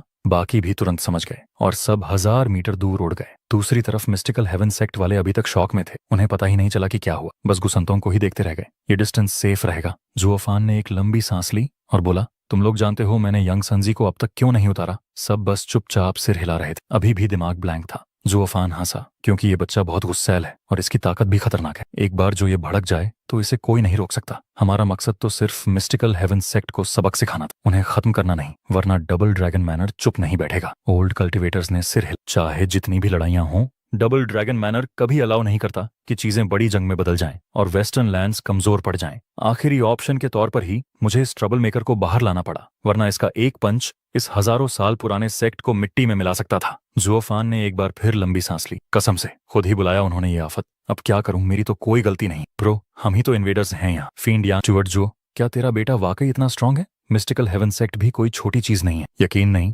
देख लो, मेरा बच्चा तियान्यू में एंडर कहलाता था। जो सामने आया सबको मिटा डाला। जुओफान ने कंधे उचकाए। सबने गंभीर होकर अटेंशन दिया और तभी देखा कि गुसंतोंग फुल एटीट्यूड में मिस्टिकल हेवन सेक्ट की तरफ बढ़ रहा था, जैसे कोई भी उसके लायक नहीं हो। दिया हेवनली साइकिल एल्डर्स गुसंतोंग के एटीट्यूड से जल गए थे। वो जानते थे कि बच्चा दिखने से ज्यादा है, लेकिन उसका ये डिसरिस्पेक्टफुल बिहेवियर सीधा उनकी ईगो पे लग रहा था। बस बहुत हो गया तेरा एरोगेंस बच्चे। हमने तुझे अंडर एस्टिमेट किया, पर अब अगर तू सोच रहा है कि आसानी से हमें हरा देगा तो भूल जा। ओह, तो फिर चलते हैं दोबारा। गुसंतोंग ने नाक चढ़ाई और एक उंगली से उन्हें टीज किया। तुम सब बस बोलते हो, दम तो है नहीं। अगर सच में मर्द हो तो आओ और लड़ो। हेवनली साइकिल एल्डर्स का खून खौल उठा। मिस्टिकल हेवन सेक्ट वाले भी टेंशन में थे। कोई पहली बार उनके 4 वेनरेबल्स की ऐसी इंसल्ट कर रहा था। हालांकि इसमें दम तो है। सब सांस रोककर देखने लगे। जंग शुरू होने वाली थी। चारों एल्डर्स ने हैंड साइंस बनाए और 4 जबरदस्त ड्रैगनिक रोर्स के साथ 4 ड्रैगन आसमान में उड़ गए। नीचे से पीली रोशनी उठी और ये सब गुसंतोंग पर टारगेटेड था।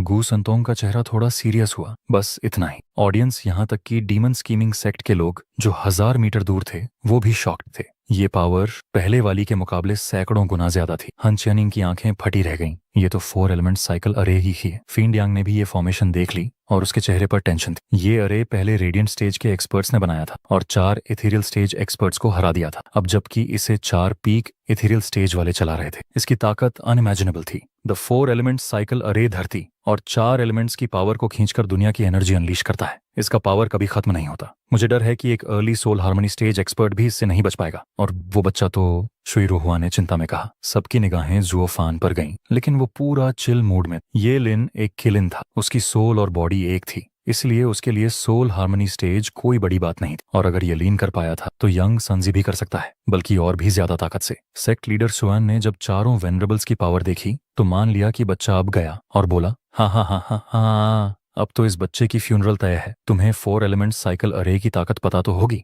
लेकिन मैं तुम्हें बता दूं कि ये जो वर्जन है ये उससे भी ज्यादा खतरनाक है। ये है हेवनली साइकिल ड्रैगन अरे, जिसमें 4 अर्थ ड्रैगन सोल्स यूज हुए हैं। अब तेरा एंड पास है। शुआन शाओयू ने अपने बाप की बात सुनकर हंसी उड़ाई, पूरा विनर वाला एक्सप्रेशन लेकर। मिस्टिकल हेवन सेक्ट वाले हंसने लगे। डीमन स्कीमिंग सेक्ट के लोग चुप थे, दांत पीस रहे थे। बस जुओ फान ही गुसंतोंग को कामली देख रहा था और बोला, यांग सांजी इट्स फाइन। गुसंतोंग ने हाथ हिलाया। उसका चेहरा थोड़ा सख्त लेकिन एटीट्यूड में कहा, अर्थ ड्रैगन सोल्स मेरे लिए बस कीड़े हैं। जुओ फान को पता था ये कॉन्फिडेंस कहां से आ रहा है। गुसंतोंग का शरीर खिलन का है, सोल एक सेक्रेड बीस्ट का। हेवन ड्रैगन सोल भी इसके सामने कुछ नहीं। जुओ फान ने रिलैक्स होकर सांस छोड़ी। हेवनली साइकिल एल्डर्स को गुसंतोंग की बात मजाक लगी और उन्होंने मॉक करते हुए कहा, इग्नोरेंट डेविल, तुझे पता भी है अर्थ ड्रैगन सोल क्या होता है? ये धरती से जुड़ जाता है और ताकत कई गुना बढ़ जाती है। तू जिस ड्रैगन सोल को पहले हरा चुका है ये उससे बहुत अलग है। तो क्या हुआ, अब भी ये कीड़े ही हैं। गुसंतोंग ने फिर मजाक उड़ाते हुए कहा, अगर तुम लोग नहीं मारोगे तो मैं शुरू करता हूँ। हेवनली साइकिल एल्डर्स भड़क गए। कमीने बच्चे, इतनी हिम्मत कि हमें मॉक कर रहा है, अब तुझे खत्म करना ही पड़ेगा। चारों ने एक साथ साइन बनाया और गुसंतोंग की ओर इशारा किया। वो ह्यूज ड्रैगन जोर से दहाड़ते हुए उसके ऊपर झपटा। सबकी धड़कन रुक गई। सिर्फ कुछ ही लोग थे जो यंग सांजी की ताकत पर भरोसा कर रहे थे, बाकी सब टेंशन में थे। गुसंतोंग ने ऊपर आते ड्रैगन को देखा, एक गहरी सांस ली। उसका पूरा शरीर लाल हो गया, आंखें चमकने लगीं। वो अब एक असली चिलिन की ताकत के साथ हमला करने वाला। उसका पूरा बॉडी पावर से फटने ही वाला था। जैसे ही वो ह्यूज ड्रैगन सोल गुसंतोंग के ऊपर आया, उसने हल्की सी खतरनाक मुस्कान दी और जोर से दहाड़ा। उसी पल उसके शरीर से एक स्कारलेट कीलिन का इमेज बाहर निकला। जैसे ही वो कीलिन चीखा, चारों तरफ स्कारलेट शॉकवेव्स फैल गईं और वो मैसिव ड्रैगन सोल, जो अभी तक अनस्टॉपेबल लग रहा था, अचानक झिझक गया, जैसे किसी इनविजिबल दीवार से टकरा गया हो। गुसंतोंग की दहाड़ से निकलती स्कारलेट वेव्स उसे हर तरफ से पीटने लगी। हर एक झटका उसे अंदर से दर्द दे रहा था और पीछे धकेल रहा था। हेक नो, सिर्फ दहाड़ मार के इस बच्चे ने हमारे चारों की बनाई अर्थ ड्रैगन सोल को पीछे कर दिया। चारों हेवनली साइकिल एल्डर्स की आंखें हिलने लगी। वो शॉक में चिल्ला उठे। उन्हें अपनी आंखों पर यकीन नहीं हो रहा, हाथ तक कांप रहे थे। उन्हें ऐसा लगा जैसे कोई बेजोड़ ताकत उनकी पूरी अरे को चीर डालने की कोशिश कर रही हो, और ये सब एक बच्चे की रोर से। उसकी सोल से भी एक अजीब डर फैल रहा था। सेंचुरीज बाद ऐसा कुछ फील हुआ था। वो शीलन अपने पंजे फैला चुका था, आसमान फाड़ने के लिए तैयार। उसकी चीखों से हर चीज कांप रही थी। जो भी सामने आया सीधा नर्क की गहराइयों में जा गिरा। हेवनली साइकिल एल्डर्स की आंखें थरथराने लगीं। दिल मानने को तैयार नहीं था, लेकिन सच तो यही था। इस बार टकरा गए थे एक ऐसे फ्रीक से जो उनकी सोच से भी बाहर था। रोर। गुसंतोंग ने देखा कि ड्रैगन सोल तो अब ऑलमोस्ट टूटने ही वाला है। वो हंसा, एक गंदी सी शरारती हंसी, और फिर से आसमान की तरफ चीखा। बूम! एक रेड साउंड वेव जैसे एक सुरंग से निकली विनाश की लहर सीधा उस ड्रैगन सोल से टकराई। इस बार वो ह्यूज ड्रैगन सोल कुछ सेकंड भी नहीं टिक पाया, हवा में ही बिखर गया, चूर चूर। जैसे ही हेवनली साइकिल ड्रैगन सोल टूटा, चारों एल्डर्स ने एक साथ खून थूका। उनकी सोल तक जख्मी हो चुकी थी, चेहरे बिल्कुल राख जैसे सफेद। उन्हें तो सांस लेने का टाइम भी नहीं मिला। वो रेड वेव अब सीधा उन पर आ रही थी। पक! ये बच्चा है या राक्षस? चारों उस वेव को देखकर हक्के बक्के रह गए, कुछ कर नहीं पाए। एक दूसरे की तरफ देखे, गालियां दी और फिर उड़ गए। लिटरली आसमान में बस उनके खून की बूंदें उड़ रही थी। उनकी सोल्स भी गुसंतोंग की कीलिन रोर नहीं झेल सकी, सीधा दिल दिमाग तक हिला के राख कर दिया। वो रेड साउंड वेव दूर जाकर फट रही थी। स्पेस इटसेल्फ डिस्टॉर्ट हो रही थी। शॉक वेव्स हर डायरेक्शन में फैल चुकी थी। सब लोग चुप, कोई रिएक्ट तक नहीं कर पाया। तियान्यू की 3 गार्डियन सेक्स के 4 ड्रैगन्स, जिनके नाम से दुनिया कांपती थी, आज एक 7 साल के बच्चे ने उन्हें ऐसे मार डाला जैसे वो कीड़े थे। क्या था भाई? कौन है ये डेविल चाइल्ड? वो रेड साउंड वेव अभी अभी फेड हुई थी, लेकिन गुसंतोंग की भूख अभी बाकी थी। उसने अपने हाथ पैर फैला दिए और उसके शरीर से निकलती स्कारलेट ग्लो और भी तेज हो गई। जुओ फान चिल्लाया, ओह फक! बच्चा जीत के नशे में है, अब रुकेगा नहीं। 5 मील और दूर भागो। जुओ फान फिर सबसे पहले वहां से वैनिश हुआ। बाकी सबने भी बिना कुछ पूछे भागना शुरू किया। किसी को नहीं पता था ये बच्चा कौन है, लेकिन उसका बाप बहुत अच्छे से जानता था। डीमन स्कीमिंग सेक्ट फिर से पीछे भाग गया, और मिस्टिकल हेवन सेक्ट, वो तो अभी तक होश में नहीं आई। जब तक समझ में आया तब तक बहुत देर हो चुकी थी। किलिन सोल माइट, शॉक एंड ऑ। गुसंतोंग ने दहाड़ते हुए अपने छोटे हाथ हिलाए और फिर वही किलिन इमेज बाहर आया और चीखा। एक डरावनी शॉकवेव हर डायरेक्शन में फैली। नेकेड आइज से भी देखा जा सकता था कि वो रेड स्कारलेट वेव हवा को चीरती हुई निकल रही थी। ये वेव पहले जैसी नहीं थी, इसमें था सिर्फ मौत। स्पेस तक क्रैक होने लगा था। जो भी सामने आया सीधे वेपराइज होकर गायब हो गया। सेक्ट लीडर स्वान चीखा, रन। मिस्टिकल हेवन सेक्ट में भगदड़ मच गई। सब इधर उधर भागने लगे, लेकिन बहुत देर हो चुकी थी। गुसंतोंग के सबसे पास वही थे। उन्होंने अपनी जान बचाने का मौका खो दिया था। भीड़ में लोग एक दूसरे को धक्का दे रहे थे, चिल्ला रहे थे, जैसे तैसे थोड़ा और दूर जाने की कोशिश कर रहे थे। लेकिन एक ब्लिंक के अंदर रेड वेव ने उन्हें पकड़ लिया और पीछे छोड़ दिया।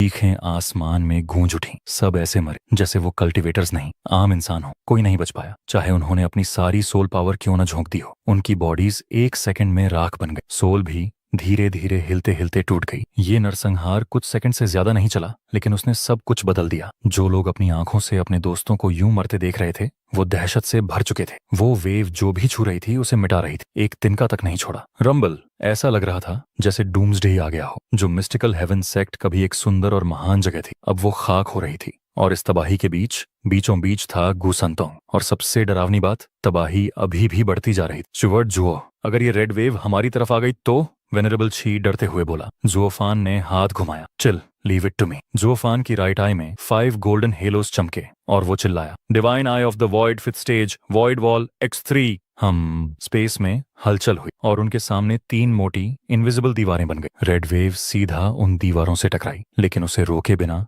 नहीं रुकी। क्रैक, तेज आवाजें गूंजने लगी। सबकी धड़कनें रुक गईं। एक जोरदार आवाज के साथ पहली वॉल टूट गई।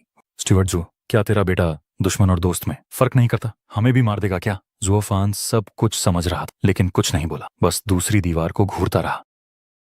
रेड वेव दूसरी दीवार से टकराई और उसे भी हिला दिया, लेकिन इस बार फोर्स पहले से काफी कम था। एक जोर की आवाज में दूसरी दीवार भी टूट गई और फिर पूरे जोश में चिल्ला उठे, उस बच्चे की वेव एक वाइब्रेशन शॉक वेव थी और मेरी वॉइड वॉल ने अलग अलग स्पेस लेयर से उसकी पावर को ब्रेक कर दिया। टेक्निकली दोनों म्यूचुअली एक्सक्लूसिव थे। जुओफान ने लंबी सांस ली। अगर नहीं होता तो उस वाइब्रेशन की इंटेंसिटी से कोई भी इथेरियल स्टेज एक्सपर्ट सीधा खत्म हो जाता। बाकी सबने भी सिर हिलाया, एकदम खुश कि किसी तरह से बच निकले। वेनरेबल बाय ने थम्स अप किया। स्टुअर्ट जो, आप ही हैं जो अपने बेटे को समझते हैं। अगर कोई और होता तो सीधा गया होता। सिर्फ आप ही उसे झेल सकते थे। आखिरकार बाप जो हो। हाँ हाँ हाँ, सब हंस पड़े, लेकिन उस नर्वस एनर्जी के साथ। जुओफान हंसा। हाँ हाँ, ज्यादा तारीफ की जरूरत नहीं। मैं तो अपने बेटे से काफी कमजोर हूँ, सिर्फ इसलिए रोक पाया क्योंकि हम दूर थे और उसने टारगेटेड मूव नहीं मारा। फिर उसने एक लंबी सांस ली। अब समझे क्यों मैं इस बच्चे को बाहर नहीं लाना चाहता था, क्योंकि ये लड़का खुद को भूल जाता है, एकदम टिपिकल बच्चे की तरह। सबने सिर हिलाया और जुओफान की परेशानी को महसूस किया। इतनी तगड़ी पावर एक इमेच्योर बच्चे के हाथ में,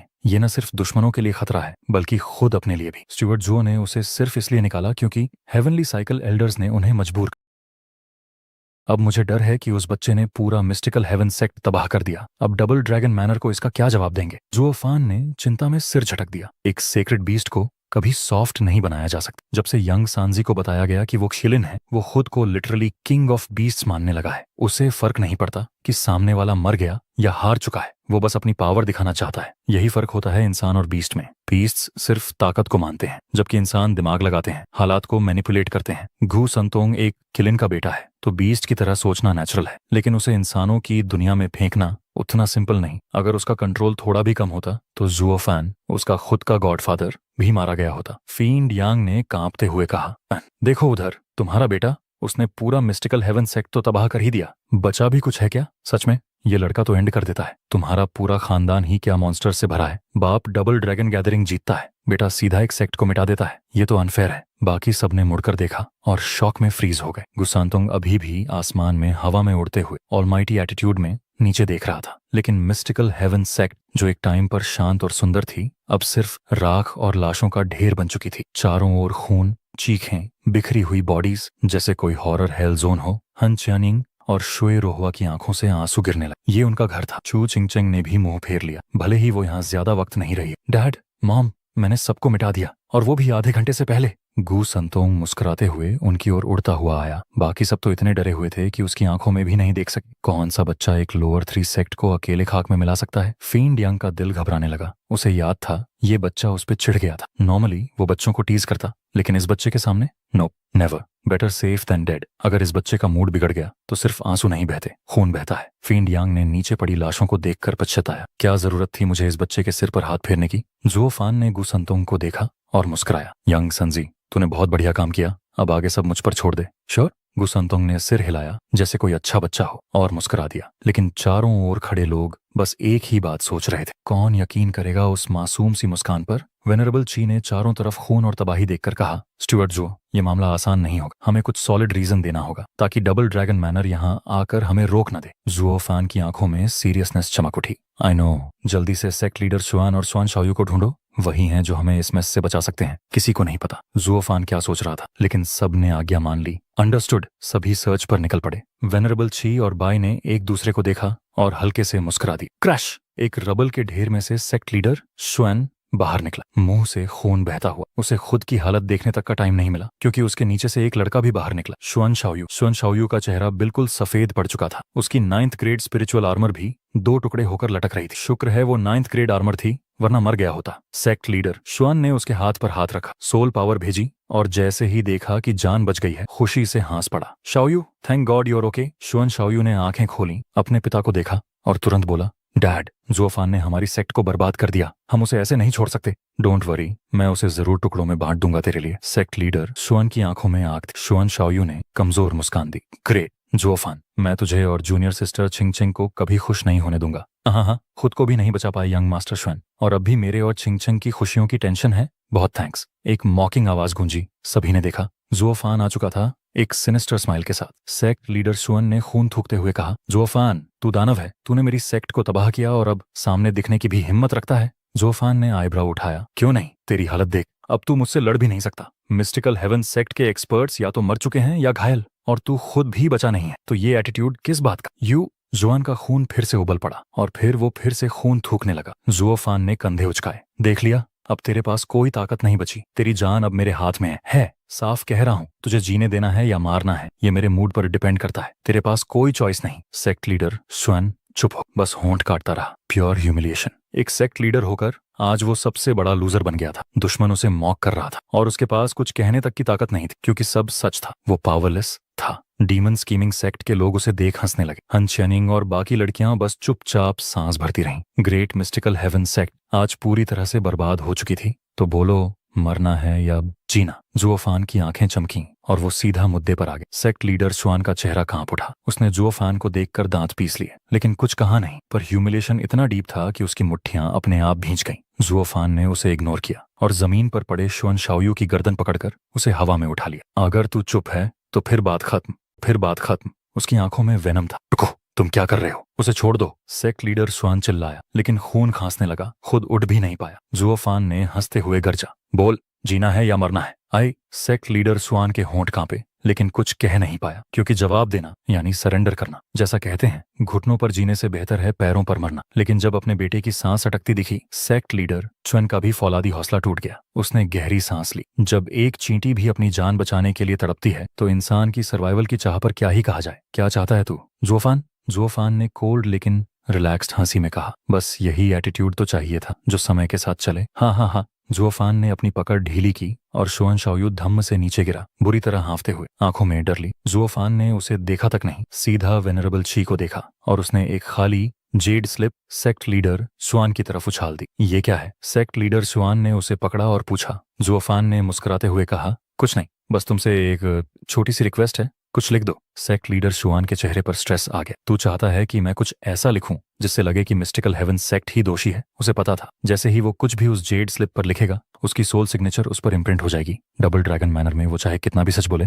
कोई भी उस पर यकीन नहीं करेगा। अब सिर्फ ह्यूमिलिएशन बचा था। डीमन स्कीमिंग सेक्ट के लोग मॉकिंग नजरों से उसे घूर रहे थे। अब तो हमने तुझे हर तरह से हरा दिया, अब तो तेरा मुंह भी बंद कर रहे हैं। तुझसे कमजोर तू खुद ही निकला। हाँ। चारों ओर बिखरी लाशें और जली हुई सेक्ट को देखते हुए सेक्ट लीडर शुआन ने खुद को हारा हुआ महसूस किया। जुओ फान ने फिर धमकी दी, अगर तू नहीं लिखता तो हम यहाँ किसी को नहीं छोड़ेंगे। ये पूरी जगह एक बंजर लैंड बन जाएगी। तू ये करने की हिम्मत रखता है? क्यों नहीं? जुओ फान ने कोल्डली कहा। सेंट्रल एरिया ऑलरेडी युद्ध के लिए तैयार हो रही है। मिस्टिकल हेवन सेक्ट की बर्बादी के लिए हजारों एक्सक्यूजेस दिए जा सकते हैं। इन लड़कियों को भी तूने डिसाइपल बनाया। अब अगर हम कह दें कि तुमने उन्हें मजबूरी में रोका था तो डबल ड्रैगन मैनर तुझे साइड कर देगा। कौन चाहेगा कि एक लोअर 3 सेक्ट के लिए वेस्टर्न लैंड्स की सिक्योरिटी कॉम्प्रोमाइज हो? सेक्ट लीडर शुआन कांप उठा। उसकी आंखों से सब कुछ साफ था। रूल्स सिर्फ तब तक रूल्स हैं जब तक शांति है। जैसे ही दुश्मन दरवाजे पर आता है, कोई भी सिर्फ ताकत देखता है, इंसाफ नहीं। जुओ फान की बात पूरी लॉजिकल थी। और सेक्ट लीडर शुएन को ये सब अच्छे से समझ आ रहा था। उसने लंबी सांस ली। अगर सच में सेंट्रल एरिया हमला करने वाला है तो फिर हमारी सेक्ट की ये तबाही भी कोई याद नहीं रखेगा। जुओफान ने कोल्डली कहा, मैं बोलूंगा, तुम लिखोगे।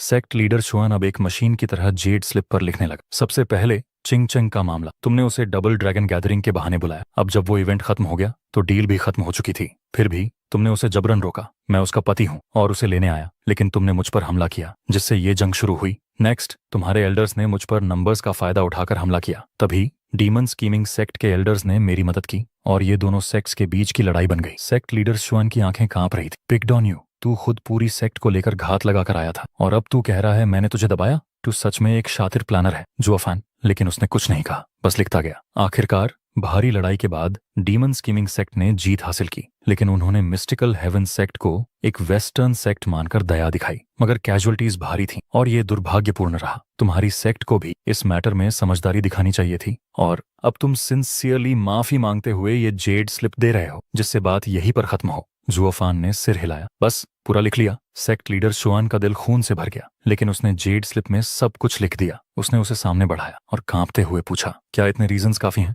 जुओफान ने स्लिप लेने के बजाय बाकी सबकी ओर देखा। तुम लोग वेस्टर्न लैंड्स के एक्सपर्ट्स हो, कुछ और डालें क्या? सेक्ट लीडर शुअन ने वहीं खून थूक दिया। अब और क्या बचा है इंसल्ट करने को? तू मुझे पूरी तरह नंगा करना चाहता है क्या? वेनरेबल छी मुस्कुराया। स्टीवर्ट जुओ, ये तो बहुत बढ़िया है। एक पति अपनी पत्नी को बचाने गया, उसमें तो मदद करना हमारा फर्ज था। डबल ड्रैगन मैनर में भी इसे समझाया जा सकता है। होल्ड इट, कुइलांग ने बोला। ये बातें सही हैं, लेकिन सिंपैथी जगाने के लिए थोड़ा और ड्रामा डालना चाहिए ना।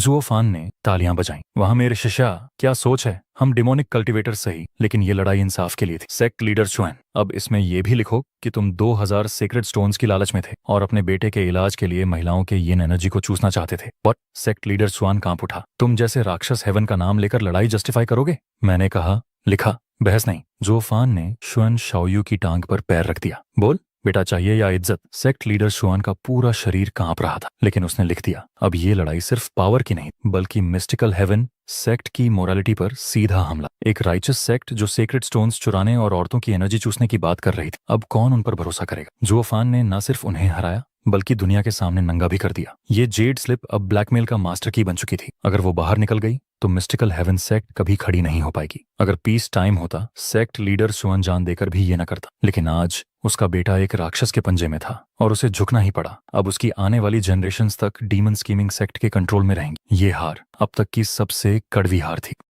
जाहिर होता है कि जुओ फैन एकदम डेमोन मोड में आ जाता है। वो अपना हाथ आगे बढ़ाता है और सीधे यंग मास्टर सायु का गला कसकर पकड़ लेता है और बोलता है, बकवास करना बंद करो। मैंने जैसा कहा बस वैसा ही लिखो, क्योंकि इस वक्त तुम्हारी जिंदगी और मौत दोनों मेरे ही हाथों।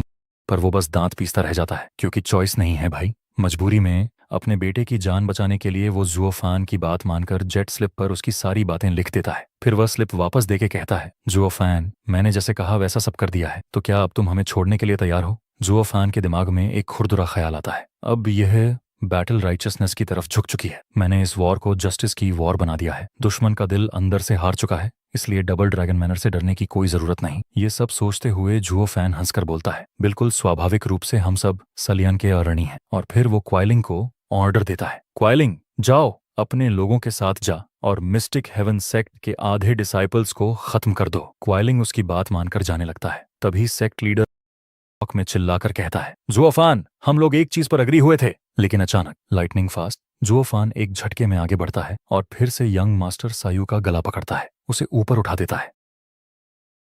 जुओफान, आखिर अब तुम क्या कर रहे हो? जुओफान एक कोल्ड स्माइल देता है और कहता है, तुम लोग हमेशा से हम डेमोनिक कल्टीवेटर्स को नीच और बेशर्म कहते आए हो ना, जिन पर तुम कभी भरोसा नहीं कर सकते। फिर भी आखिर में तुम मुझ पर भरोसा करने लगे। कितनी क्रूर और अजीब आयरनी है। वो आगे बोलता है, मैं कभी भी बिना अश्योरेंस के किसी से बिजनेस नहीं करता, ना ही मुझे दूसरों की सफरिंग से फर्क पड़ता है। मिस्टिक हेवन सेक्ट के साथ इस फाइट में हमने बहुत लोगों को खोया है, तो अब मेक श्योर तुम मेरे काम में कोई भी प्रॉब्लम मत खड़ी करना। और फिर जुओफान यंग मास्टर सायु से कहता है, मुझे माफ करना, लेकिन मुझे तुम्हें ट्रिप करना होगा। पर चिंता मत करो, इसमें डबल ड्रैगन मैनर है, इसलिए मैं तुम्हें पूरी तरह डिस्ट्रॉय नहीं करूंगा, ना ही तुमको नुकसान पहुंचाऊंगा। फिर वो एक वार्निंग देता है, तुम्हारी लिखी हुई जेड स्लिप भी बेकार हो जाएगी। मैं यह नहीं चाहता। सेक्ट लीडर जून जमीन पर गिरकर भीख मांगता है, रुको जुओफान, तुम मुझसे किसी को मार दो, मुझे कोई फर्क नहीं, पर प्लीज मेरे बेटे को छोड़ दो। ये मेरा इकलौता बेटा है, मैं तुम्हारे सामने झुककर भीख मांगता हूँ, इसे मत मारो। जुओ फान उसे निहारे बिना कहता है, तुम खुद को सेक्ट लीडर कहते हो, पर तुम्हारी प्राथमिकता सिर्फ अपने बेटे की है, सेक्ट की नहीं। सीन में सब कुछ इससे भी डीपर हो जाता है। जब सबने देखा कि लीडर जॉन अपने बेटे के लिए झुक रहा है, तो कैनर चुक्विंग चेन से हंसते हुए कहती है,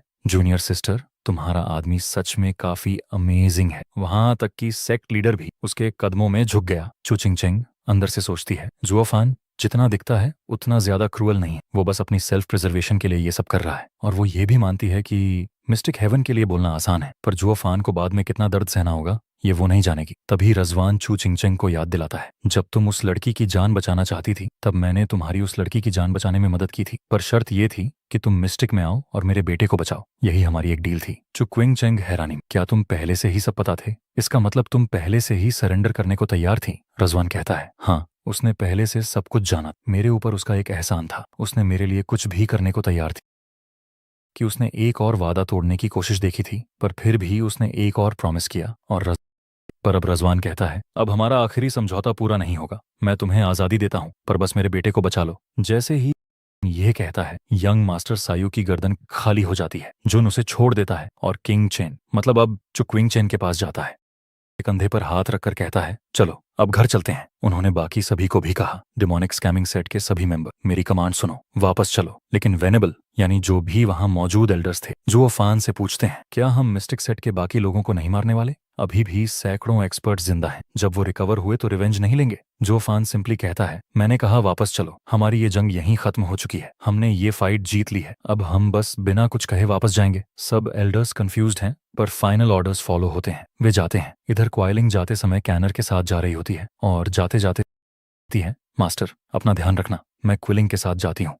बस दांत पीस कर उसे देखता है, कुछ कर नहीं पा। इधर सायू खड़ा होकर अपने पिता के पास आता है और कहता है, डैड, वो कमीना हमें मिटाना होगा। पर उसे शांत कर देता है, चुप, अगर उसने फिर से कुछ किया तो मैं नहीं बचा पाऊंगा, समझे? सायू गुस्से में अपना टीथ ग्राइंड करता है, मैं उस दुष्ट शैतान को चू छिंगचंग को नहीं लेने दूंगा, एक दिन उसे वापस लाऊंगा। सेक्ट लीडर कहता है, निश्चित रहो सायू, एक दिन वो लौट आएगा, क्योंकि तुम्हें अभी भी उसकी जरूरत है। फिर सीन चेंज होता है। नेक्स्ट सीन, चू चिंगचेंग और उसकी पूरी टीम मिस्टिक अमिसेट को छोड़कर वापस आ चुकी होती है। सब जंगल में ट्रैवल करते हुए डीमन स्कैमिंग साइट की तरफ जा रहे होते हैं। चू चिंगचेंग ने जुओफान से पूछा, क्या उन्हें जाने देना सही था? हो सकता है ये बाद में हमें नुकसान पहुंचाए। पीछे से वेन ने भी बोलता है, हाँ जुओफान, मुझे भी लगता है कि हमें उन्हें खत्म कर देना चाहिए था। और जैसा तुमने कहा, सेंट्रल एरिया पर अटैक के रूमर्स थे, मैंने उसे सिर्फ स्कैम करने के लिए यूज किया था। अगर वो सच न निकले तो डबल ड्रैगन मैनर इसको नहीं छोड़ेगा। अब कैमरा चू चिंगचेंग पर जाता है। वो पूछती है, तुमने उन्हें छोड़ दिया, क्या तुमने बिल्कुल ठीक किया? क्योंकि शायद फ्यूचर में इस चीज का बदला लेने के लिए कोई तुम्हारे पास आकर तुम्हें चोट पहुंचा दे, तुम्हें तकलीफ दे दे।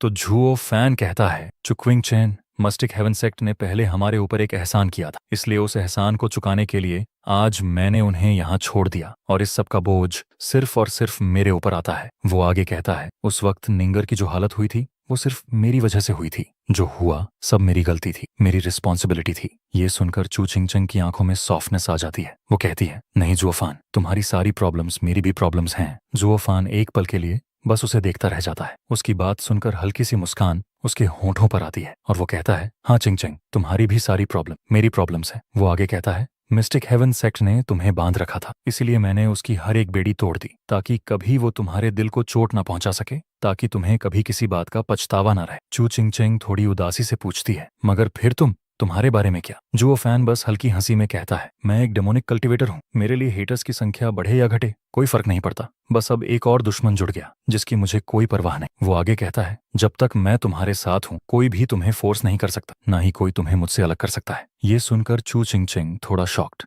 थोड़ा इमोशनल हो जाती है। उसकी आंखों में हल्की सी चमक और दोनों के बीच बनता है एक रोमांटिक लव फिल्ड माहौल। वो धीरे से जुओ फैन के कंधे पर सिर रखकर उसके साथ आगे चलने लगती है। सीन शिफ्ट होता है। दूसरी तरफ यूनहाई एक्साइटेडली कहता है, ब्रो जुओ, हम जीत गए। यंग सेंगजी हंसते हुए कहता है, ऑफ कोर्स, जहां भी ये यंग मास्टर कदम रखे जीत तो हमारी ही होगी। यूनहाई हंसते हुए कहता है, भाई तुम वाकई में कमाल हो, लेकिन नेक्स्ट टाइम जब तुम इतने डेंजरस अटैक्स चलाओ तो प्लीज हमें पहले एक सिग्नल दे देना ताकि हम छुप सके। सब लोग जोर जोर से हंसने लगते हैं। अगले ही पल यूनहाई भागता हुआ जुओ फान के पास आता है और कहता है, ब्रदर जुओ, ट्रेजर पर हमला करने की जरूरत नहीं पड़ी। यंग सेंगजी के एक मूव से ही सब बाहर आ गया, लेकिन हम कुछ लूट पाने में कामयाब हुए। जुओ फान काम टोन में कहता है, यूनहाई, लू चन की मदद के लिए तुमने जो भी पाया वो सब उसका है, तुम उसे रखो। यूनहाई मुस्कुराते हुए कहता है, ब्रदर जुओ, हम सब एक फैमिली हैं, आपके दुश्मन हमारे दुश्मन हैं। फिर यूनहाई की नजर साइड में सिस्टर चू चू पर पड़ती है। वो थोड़ा ऑकवर्ड होकर देखता है। इसके बाद यूनहाई जुओ फैन को साइड में ले जाता है। ब्रदर जुओ, हमें खजाने में कुछ ऐसी चीज मिली है जो आपको खुद देखनी चाहिए। जुओ फैन पूछता है,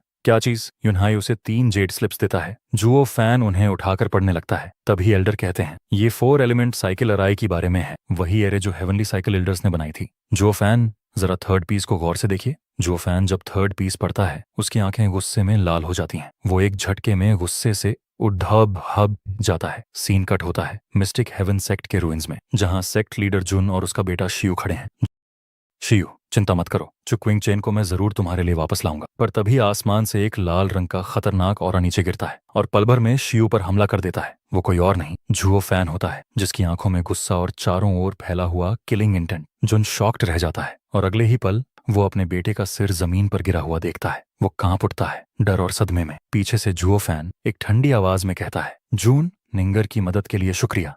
टूटती आवाज में चिल्लाता है, हमारे बीच के सारे अकाउंट्स तो पहले ही खत्म हो गए थे, फिर तुम यहाँ क्यों आए? क्यों किया तुमने ऐसा? लेकिन जुओ फैन कुछ नहीं कह, वो बस वहां से चुपचाप चला जाता है। सीन फिर बदलता है। यूनहाई और चू क्विंगचेन एक जगह खड़े हैं। जुओ फैन वापस आता है शियू को खत्म करने के बाद और कहता है, यूनहाई, इन तीनों जेड स्लिप्स को पूरी तरह डिस्ट्रॉय कर दो। मैं नहीं चाहता कि कोई इन्हें देखे। यूनहाई बिना कुछ कहे सिर हिलाता है और स्लिप्स को डिस्ट्रॉय कर ये चला जाता है। चू चिंगचिंग पूछती है, क्या हुआ जुओ फैन, क्या गड़बड़ है? जुओ फैन धीरे से कहता है, कुछ नहीं, तुम्हें चिंता करने की जरूरत नहीं है। चिंगचेंग, तुम्हारे कुछ प्रिंसिपल्स हैं और मैं हमेशा उनकी रक्षा करूंगा। तुम्हारे सारे पाप मैं अपने ऊपर ले सकता हूँ, लेकिन अगर तुम्हें कोई खतरा हुआ तो चाहे सिद्धांत हो या रास्ता, मैं सब तोड़ दूंगा तुम्हारे लिए। ये सुनकर चू चिंगचेंग के आंसू निकल आते हैं। वो दौड़कर जुओ फैन को गले लगा लेती है और जुओ फैन मन में सोचता है, मैं नहीं चाहता कि तुम मेरे लिए सब कुछ छोड़ दो। मैं तो बस तुम्हारे हर एम्बिशन और हर ड्रीम को पूरा करने में तुम्हारी मदद करना चाहता हूँ। सीन फेड होता है। एल्डर वेन एविलियन को सारी बात बताता है। वो शॉक में कहता है, क्या जुओ फैन ने यंग शियू को मार डाला? तभी पीछे से यूनहाई गुजरता है। एल्डर उसे रोकते हैं। लुक अनहेड, इसका मतलब क्या है? यूनहाई गहरी सांस लेते हुए कहता है, सर, ये कुछ ऐसा था जो आपको नहीं जानना चाहिए। ब्रदर जो ने इसे नष्ट किया ताकि कोई भी इसके बाद उसे देख न सके, और इसी कारण मिस्टिक हेवन सेक्ट के यंग मास्टर को मरना पड़ा। तो गाइस, अब सबसे बड़ा सवाल यही है, आखिर उस थर्ड जेड स्लिप में ऐसा क्या था जिसे देखकर जुओ फैन इतना गुस्सा हो कि यंग मास्टर शियू तक को खत्म कर दिया? अभी तक मिस्ट्री खुली नहीं है, लेकिन लग रहा है ये आगे चलकर स्टोरी का सबसे बड़ा ट्विस्ट बनेगी।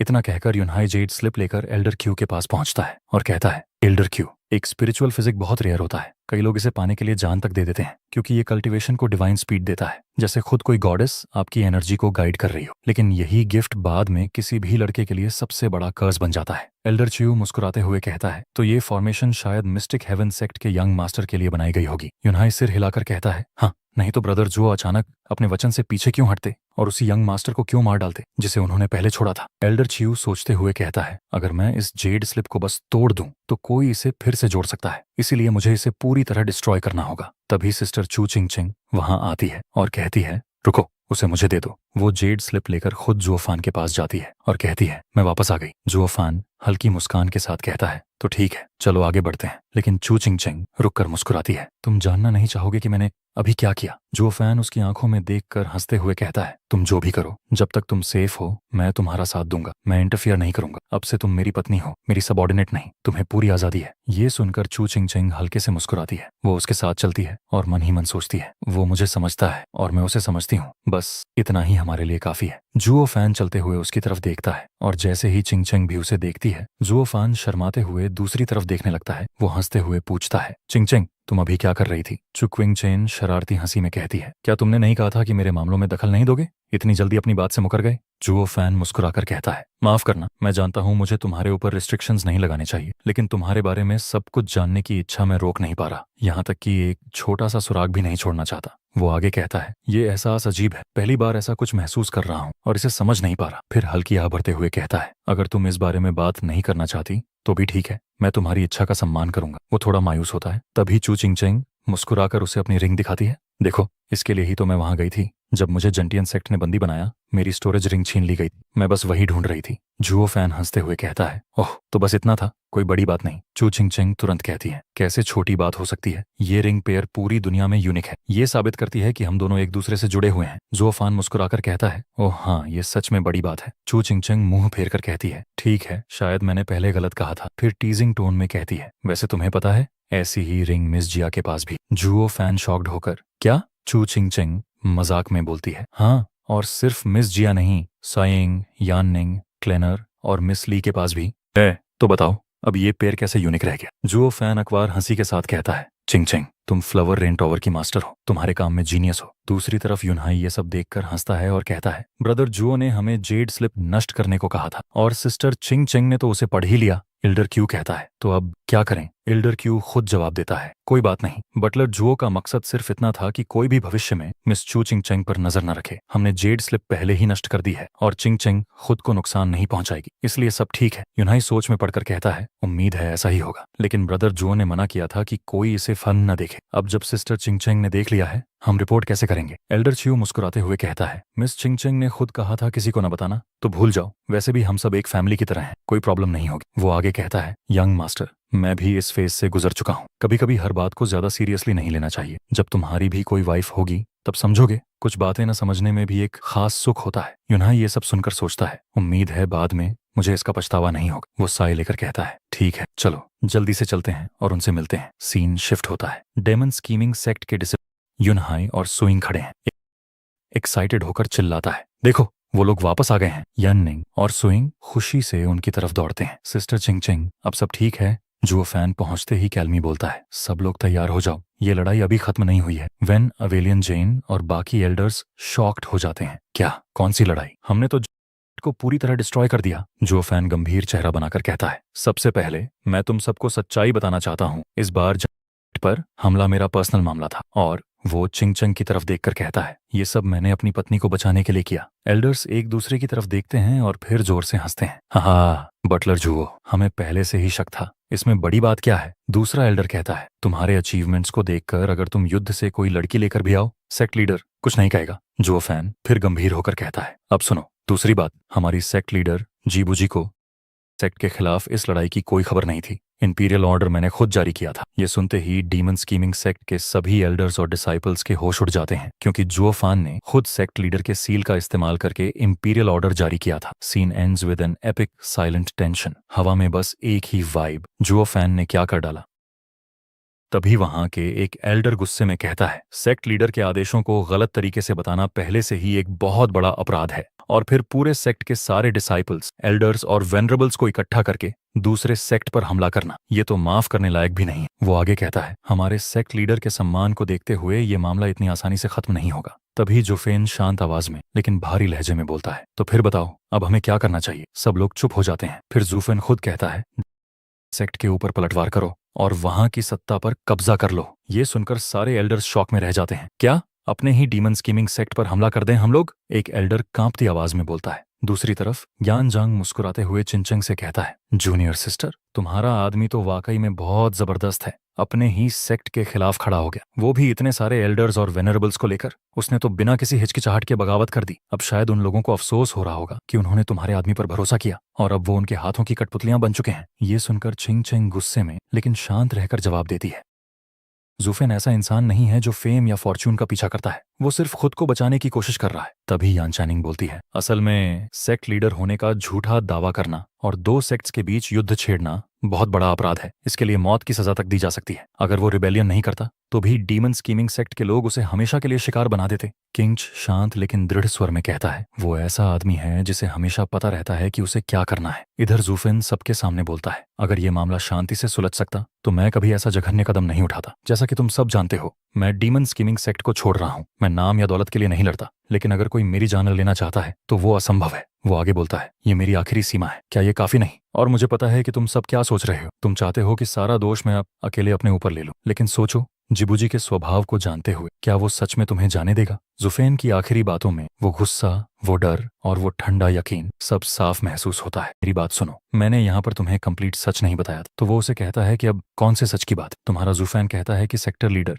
जी वजशई को इस बारे में नहीं पता कि तुम सभी लोग इस वक्त मेरी मदद करने के लिए यहाँ पर आए हो, और सेक्टर लीडर जी वजशुई का नाम इस्तेमाल करके मैंने तुम सभी लोगों को यूज किया और यहाँ पर आकर क्रिटिकल सेक्टर के ऊपर अटैक कर दिया। अब ये बात सुनने के बाद उन सभी को एक झटका लगता है और सभी काफी ज्यादा घबरा जाते हैं और कहते हैं कि बटलर जुफैन, तुमने तो हमें मरवा दिया, क्योंकि सेक्टर लीडर जी वजई जितने गुस्से वाले इंसान हैं, वापस आने के बाद अगर उन्हें पता चला कि तुमने यहाँ पर उनकी नेम प्लेट को यूज किया और उनके पूरे सेक्टर के एल्डर्स को भी यूज कर लिया है, तो वो इस बात से बहुत ज्यादा गुस्सा हो जाएंगे। ना सिर्फ तुम्हें बल्कि हमें भी यहाँ पर सजा मिलने वाली है और ये मसला इतनी आसानी से खत्म नहीं होगा। तुम्हारा जुफैन कहता है कि हाँ, ये बात सच है। इसी वजह से मैं चाहता हूँ कि तुम सभी लोग मेरे साथ चलो। हम लोग डीमंस गेमिंग सेक्टर में जाकर पावर अपलोड करने वाले हैं। हम लोग वहां पर जाकर पावर गेन करने वाले हैं, ताकि जब सेक्टर लीडर जी वापस आए तो हमारे पास इतनी पावर हो कि हम लोग उसे भी यहाँ पर घुटने टेकने पर मजबूर कर सकें। तो ये बात सुनते ही वो सभी लोग कहते हैं कि ये तुम क्या कह रहे हो, क्या हम लोग जाकर सत्ता पलट करने वाले हैं? तो वहां जुफे सभी लोगों से कहता है कि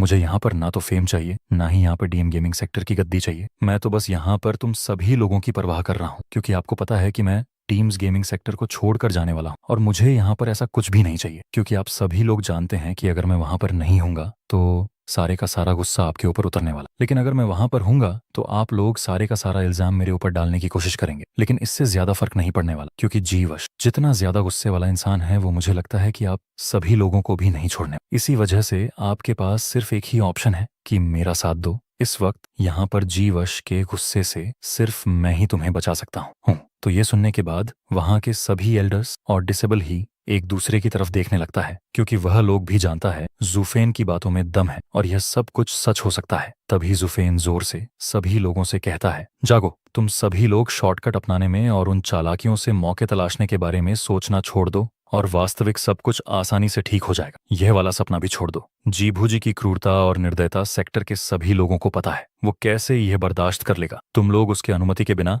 बाहर वाले की बातों को सुनकर पूरे सेक्टर को लेकर सेक्टर के नाम पर दूसरे सेक्टर पर हमला कर दिया, और ये हमला करने के बावजूद तुम लोग एल्डर्स और वेनेवल के पद पर बने रहो। ये तो उसकी सत्ता को सीधा चुनौती देना हो, और उसका दिल कितना छोटा है ये तो तुम लोग मुझसे बेहतर जानते हो। तभी वेनेवल कोई कहता है, लेकिन ये तो तुम नहीं। जो सुनकर जुफेन उसे रोकते हुए कहता है, हाँ लेकिन यह तो मैं ही था जिसने उसकी आदर्शों को झूठा बताया था, तो क्या हुआ? क्या कानून आम जनता को सजा नहीं देता? क्या तुम लोग जानते हो इनर सेक्टर के वेनेबल्स और डिसेबल तुम्हारे जैसे मेरे साथ क्यों नहीं आया? अभी के हालातों को देखते हुए जीभू जी ने तुम्हारे ऊपर सारा भरोसा खो दिया है। हालांकि अभी वह तुम लोगों के साथ कुछ भी नहीं करेगा, लेकिन यह मत भूलना, अभी डीमन स्कीमिंग सेक्टर के पास 10,000 सेक्रेट स्टोन है। 100 सालों के अंदर ही उससे वह और भी ज्यादा लोगों को ट्रेन करेगा और बाद में तुम सभी लोगों को हटाकर तुम्हारी जगह पर उन सभी लोगों को बिठा देगा। और तुम सभी लोग ये मत भूलना, तुम सभी लोग ही मेरे लिवर डिवीजन के एक हिस्सा हो और मैंने तुम लोगों के ऊपर पहले से ही अपना एक निशान बिठा दिया है। इसलिए अगर तुम लोग चाहो तो भी मुझसे अलग नहीं हो सकते हो। अगर जीबू जी मुझे यहाँ पर गद्दार मानता है तो तुम लोगों से कोई भी यहाँ पर बस नहीं सका। अंत में डीमन स्किमिंग सेक्टर के ऊपर शिगोम फैन और इनर सेक्टर के ही कब्जा रहेगा, और दूसरी तरफ तुम लोग वर्षों से कड़ी मेहनत करने के बाद धीरे धीरे अपने सत्ता हासिल किया, लेकिन बाद में सब कुछ तुम लोगों को छोड़ना पड़ा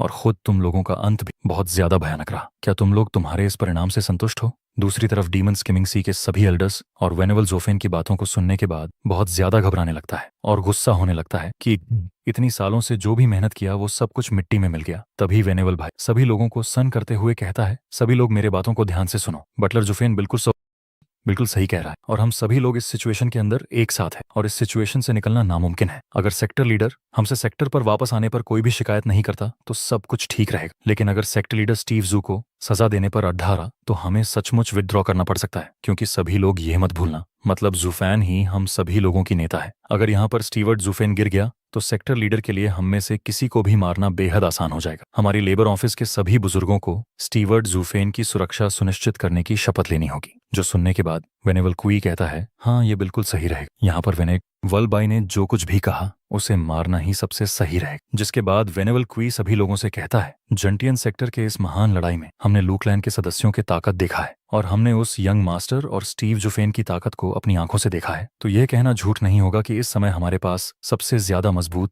लड़ाकू बल है। अगर यहाँ पर सेक के लीडर हमें तत्काल जवाब नहीं दे सकते हैं और इस मामले को नहीं जाने देते तो हमें विद्रोह करके गद्दी हासिल करनी ही पड़ेगी। हमें अब सत्ता बदलना ही होगा और जो लोग निर्णय लेने में असफल रहते हैं और अत्यधिक दयालु रहते हैं उनका अंत बिल्कुल भी अच्छा नहीं, वो लोग अचानक मारे जाते हैं और हम सभी लोगों ने सेक्टर लीडर के तौर तरीके और अत्याचार देखा है। इसके अलावा स्टीवर्ट जुफे ने पहले भी जंटियन सेक्टर के सेक्टर लीडर जॉन के खिलाफ लड़ाई लड़ी थी और जैसा कि आप लोगों ने वहां पर अपनी आंखों से देखा था, वो दोनों ही वास्तव में समान रूप से ताकत में मेल खाते हैं। इसलिए मेरा मानना है कि जीबू जी के अत्याचार और खतरे के बिना भी स्टीवर्ट जुफेन हमारी डीमन स्कीमिंग सेक्टर के सेक्टर लीडर बनाने की एक अच्छा विकल्प होगा, है ना? हाँ हाँ, तो फिर तुम सभी लोग हमारी नई सेक्टर लीडर जुफेन की तरफ देखो और उसके नारे लगाओ। तो इसी के साथ वहां के सभी लोग ही जुफेन के नाम के नारे लगाना शुरू कर देता है। दूसरी तरफ जुफेन अपनी टेलीपैथी की मदद से वेनेव से कहता है, तुमने बहुत अच्छा किया। तभी जुफेन उन सभी लोगों को शांत करते हुए कहता है, सभी लोग सुनो, यहाँ से जाने के लिए तैयार हो जाओ। और फिर जुफेन अपनी उंगली को आसमान की तरफ करते हुए कहता है, तो फिर चलो चलते हैं डीमन स्किमिंग सेक्टर के ऊपर पलटवार करने। तो इसी के साथ वहां के सभी वेनेव और एल्डर भी कहता है हाँ। दूसरी तरफ वेनेवल जैन ये सब कुछ देखते हुए अपने मन के अंदर सोचता है, ओ मेरे जीभू जी, ये तुम्हारे द्वारा किया गया सभी बुरे काम का परिणाम है। ओ मैं सचमुच नहीं जानता मैं अब भी तुम्हें कैसे बचाऊं। अगर इन दोनों में झगड़ा हो जाए तो फिर मुझे किसके पक्ष में रहना चाहिए। तो इसी के साथ सीन शिफ्ट होता है और फिर हमें दूसरे सीन डीमन स्कीमिंग सेक्टर का सीन दिखाया जाता है, जहां पर सेक्टर लीडर जीबू जी चलते चलते अपने सेक्टर में वापस आता है और आते आते अपने मन के अंदर सोचता है, जैसी उम्मीद थी, ताकत ही सब पर भारी पड़ता है। यह मीटिंग वाकई जबरदस्त कामयाब रही। बाहरी लोगों से अपनी चाकू से सुनना यह निश्चित रूप से अधिक सुखद है। और फिर सामने की तरफ देखते हुए कहता है, आज यह सेक्टर इतना खाली क्यों लग रहा है। और फिर जोर से सभी लोगों से कहता है, कहाँ गए तुम सभी लोग? तुम्हारे सेक्टर लीडर यहाँ पर लौट आए हैं, क्या तुम लोग उसके स्वागत भी नहीं करोगे? तभी वहां पर इनर सेक्टर के वेनेबल्स और एल्डर्स आते हुए कहता है, ओह ये तो सेक्टर लीडर जिबूजी है। तभी वेनेबल शिगुन फैन सेक्टर लीडर को ग्रीट करते हुए कहता है, सेक्टर लीडर आप तो सेक्टर में वापस आ चुके हैं। मैं और मेरे साथ सभी इनर सेक्टर के वेनेबल्स और एल्डर्स यहाँ पर आपके स्वागत में आने के लिए देरी कर दिया है, इसीलिए कृपया हमें माफ कर दे। दूसरी तरफ उन सभी लोगों को देखने के बाद सेक्टर लीडर उनसे कहता है, यहाँ पर क्या चल रहा है? तुम लोग यहाँ पर बस कुछ ही लोग क्यों हो? बाकी के सभी लोग कहाँ चला गया? दूसरे वेनेवल और सभी डिसाइपल, जो सुनकर वेनेवल शी कहता है, ओ सेक्टर लीडर, क्या आपने स्टीवर्ट जुफैन को उन सभी लोगों को ले जाने के लिए नहीं कहा था? वो लोग अभी तक सेक्टर में वापस नहीं लौटे हैं। जो सुनने के बाद सेक्टर लीडर जीबूजी चौंकते हुए कहता है, क्या जुफैन, क्या वो सेक्टर से चला नहीं गया था? तो फिर वो वापस क्यों आया है? इसके अलावा मैंने उसे सेक्टर के वेनेबल्स और डिसाइपलों के साथ सेक्टर को छोड़ने का आदेश कब दिया था? तभी वेनेबल शीप भी चौंकते हुए सेक्टर लीडर से कहता है, रुको, क्या ये आपका आदेश नहीं था? लेकिन उसके पास तो सेक्टर लीड का बेस था जिसको कि आपने उसे दिया। यह तो एक बहुत बड़ी और गंभीर मामला है। स्टीवर्ट जूफेन के पास आपका टोकन था और वह यहाँ पर आकर हम सभी लोगों से कहा था वो सेक्टर के सभी वेनेबल्स, एल्डर्स और यहाँ तक कि सभी डिसाइपलों को भी यहाँ से ले जाना चाहता है। मुझे ये बात तभी अजीब लगा था, इसीलिए मैंने इनर सेक्टर के सभी एल्डर्स और वेनेबल को इसका विरोध करने के लिए प्रेरित किया। लेकिन जैसा कि आप जानते हैं, लेबर डिवीजन के अंदर सभी लोग उसके अपने आदमी हैं, इसलिए जैसे ही उसने वहां पर ये बात कही, सभी लोग ही उसके पीछे चल दिए। तो ये सुनने के बाद सेक्टर लीडर जीपू जी बहुत ही ज्यादा गुस्सा होते हुए कहता है, अरे यार, क्या उन सभी लोगों को एक साथ अपहरण हो गया होगा? दूसरी तरफ फेनेविवल्शी अपने मन के अंदर सोचता है, यह देखने के बाद ऐसा लगता है ये दोनों बात अंततः उस बिंदु पर पहुंच चुके हैं जहां ये पूरी तरह से अपने संबंध तोड़ने वाले हैं। तभी दूसरी तरफ हमें जुफेन के आर्मी का सीन दिखाया जाता है, जो लोग की बहुत ही ज्यादा स्पीड से उड़कर जुफेन के साथ डीमन स्किमिंग सेक्टर के बाहर लैंड करता है। तो वहां पर पहुंचने के बाद जुफेन अपने मन के अंदर सोचता है, जी भजी, मैं तुम्हारा खिलौना नहीं हूं। क्या तुम ऐसा सोचते हो कि मैं सिर्फ तुम्हारा आगेकारी होकर तुम्हें मेरा इस्तेमाल करने दूंगा और तुम ऐसे ही मुझे इस्तेमाल करके मुझे फेंक सकते हो? असल में मुझे डीमन स्किमिंग सेक्टर की परवाह नहीं था, लेकिन जबकि हम लोग यहाँ पर अपने संबंध तोड़ने जा रहे हैं, इसलिए मैं यहाँ पर पहले हमला करूंगा और सेक्टर के अंदर कब्जा कर लूंगा। आखिरकार ये मेरी और किंगस की जिंदगी के साथ संबंधित है, इसलिए मैं यहाँ पर अपनी थोड़ी सी भी दया नहीं दिखा सकता हूँ। जिसके बाद जुफेन यनहाई की तरफ देखकर उसे ऑर्डर करता है, यनहाई, तुम लू फैमिली और गुस्थम को लेकर इस हिस्से की रक्षा करो और इस जगह के प्रोटेक्शन के लिए यहाँ पर रहो। अगर यहाँ पर युद्ध शुरू हो जाए तो कोई ना कोई यहाँ के फॉर्मेशन को खोलकर तुम लोगों को अंदर आने देगा। जो सुनने के बाद हनहाई भी कहता है, ठीक है ब्रदर। जो तभी घुसंतम भी कहता है, चिंता मत करो पापा, अभी भी यहाँ पर अपनी पैरों के अंदर खड़े हैं। अगर आपको किसी भी चीज की जरूरत पड़ती है तो यंग साजी उसे आपके लिए जरूर कर देगा। तभी वेनेबल क्विक गुसंतम के पास आते हुए कहता है, ओ यंग मास्टर, ये जगह जंटियन सेक्टर से अलग है, अब से हम यहीं पर ही रहेंगे और कल्टीवेशन करेंगे सर। कृपया हमारे ऊपर नरमी बरतना। अगर आप इसमें हिस्सा लेने से बच सकते हैं तो फिर प्लीज ऐसा ही करना, क्योंकि अगर तुम फाइट में हिस्सा लेते हो तो फिर हम सभी लोग इस फाइट से क्विट कर देंगे। हा हा हा हा। तभी जुफेन सभी लोगों से कहता है, तो फिर ठीक है, चलो हम सभी लोग अंदर चलते हैं। और फिर डीमन स्किमिंग सेक्टर के फॉर्मेशन को खोलते हुए कहता है, तो फिर चलो चलते हैं, अब सत्ता बदलने की समय आ चुका है। जुफेन सभी लोगों को तैयार करके डीमन स्किमिंग सेक्टर के बाहर पहुंच जाता है और फिर वहां से सेक्टर के अंदर जाते हुए कहता है, अब सत्ता बदलने की समय आ चुका है, सभी लोग तैयार हो जाओ। इसी के साथ जुफेन डीमन स्कीमिंग सेक्टर के फॉर्मेशन को खोल देता है और जैसे ही जुफे डीमन स्कीमिंग सेक्टर के फॉर्मेशन को खोलता है, उस फॉर्मेशन के अंदर से 4 शैडो बाहर निकलता है और वो चारों शैडो ही सीधा जुफेन के ऊपर हमला कर देता है, जिसे देखकर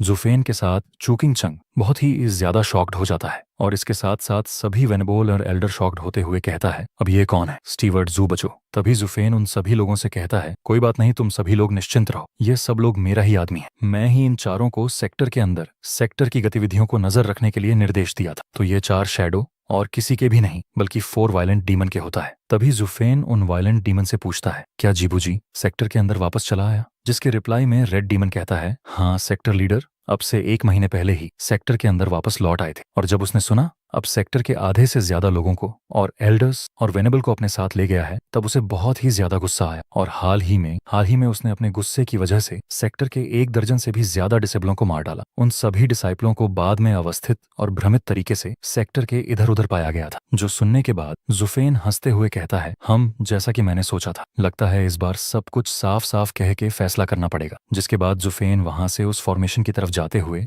वायलेंट डिमांड से पूछता है, शी गुड फैन और बाकी के सभी इनर सेक्टर के एल्डर्स क्या हरकत कर रहे हैं? और क्या हाल ही में सेक्टर के अंदर कोई सम्मिलित आदमी या फिर कोई ताकतवर कल्टीवेटर दिखाई दिया है? जो सुनकर जुफेन से एक और वायलेंट डेमन कहता है, स्टीवर्स। जुफेन को रिपोर्ट करते हुए शिगुनफेंग और उनके लोग अफवाह फैलाने और इधर उधर चुगली करने के अलावा और कोई खास हरकत नहीं किया। दूसरी तरफ उन दोनों की बातों को सुनकर एल्डर्स एक दूसरे की तरफ देखकर अपने मन के अंदर सोचा है। इसका मतलब स्टीवर्ट जुफेर ने पहले से ही विद्रोह करने की योजना बना ली। वो तो पहले से ही सेक्टर के अंदर जासूस और नजर रखने वाले लोग लगा दिए थे ताकि जब वापस सेक्टर के अंदर आए तो आसानी से कार्रवाई कर सके। उनकी बुद्धि और दूरदर्शिता सच में आम लोगों से बहुत ऊपर है। डीमन स्कीमिंग सेक्टर अगर उनके हाथों में हो तो शायद यह जीबूजी के हाथों में होने से भी कई ज्यादा ताकतवर हो जाएगा। इसलिए हम लोग जिसका साथ दे रहे हैं वही हमारे सेक्टर के लिए सबसे ज्यादा बेहतर रहेगा। इसी के साथ डीमन स्किमिंग सेक्टर के सभी एल्डर्स, वेनेबल और सभी डिसाइपल्स एक साथ ही फॉर्मेशन को पार करता हुआ सेक्टर के अंदर घुसने लगता है। दूसरी तरफ हमें सेक्टर लीडर के मेन हॉल का सीन दिखाया जाता है, जहां पर सेक्टर लीडर बैठे बैठे बोर हो रहा था। तभी उसे कुछ महसूस होता है, जिस वजह से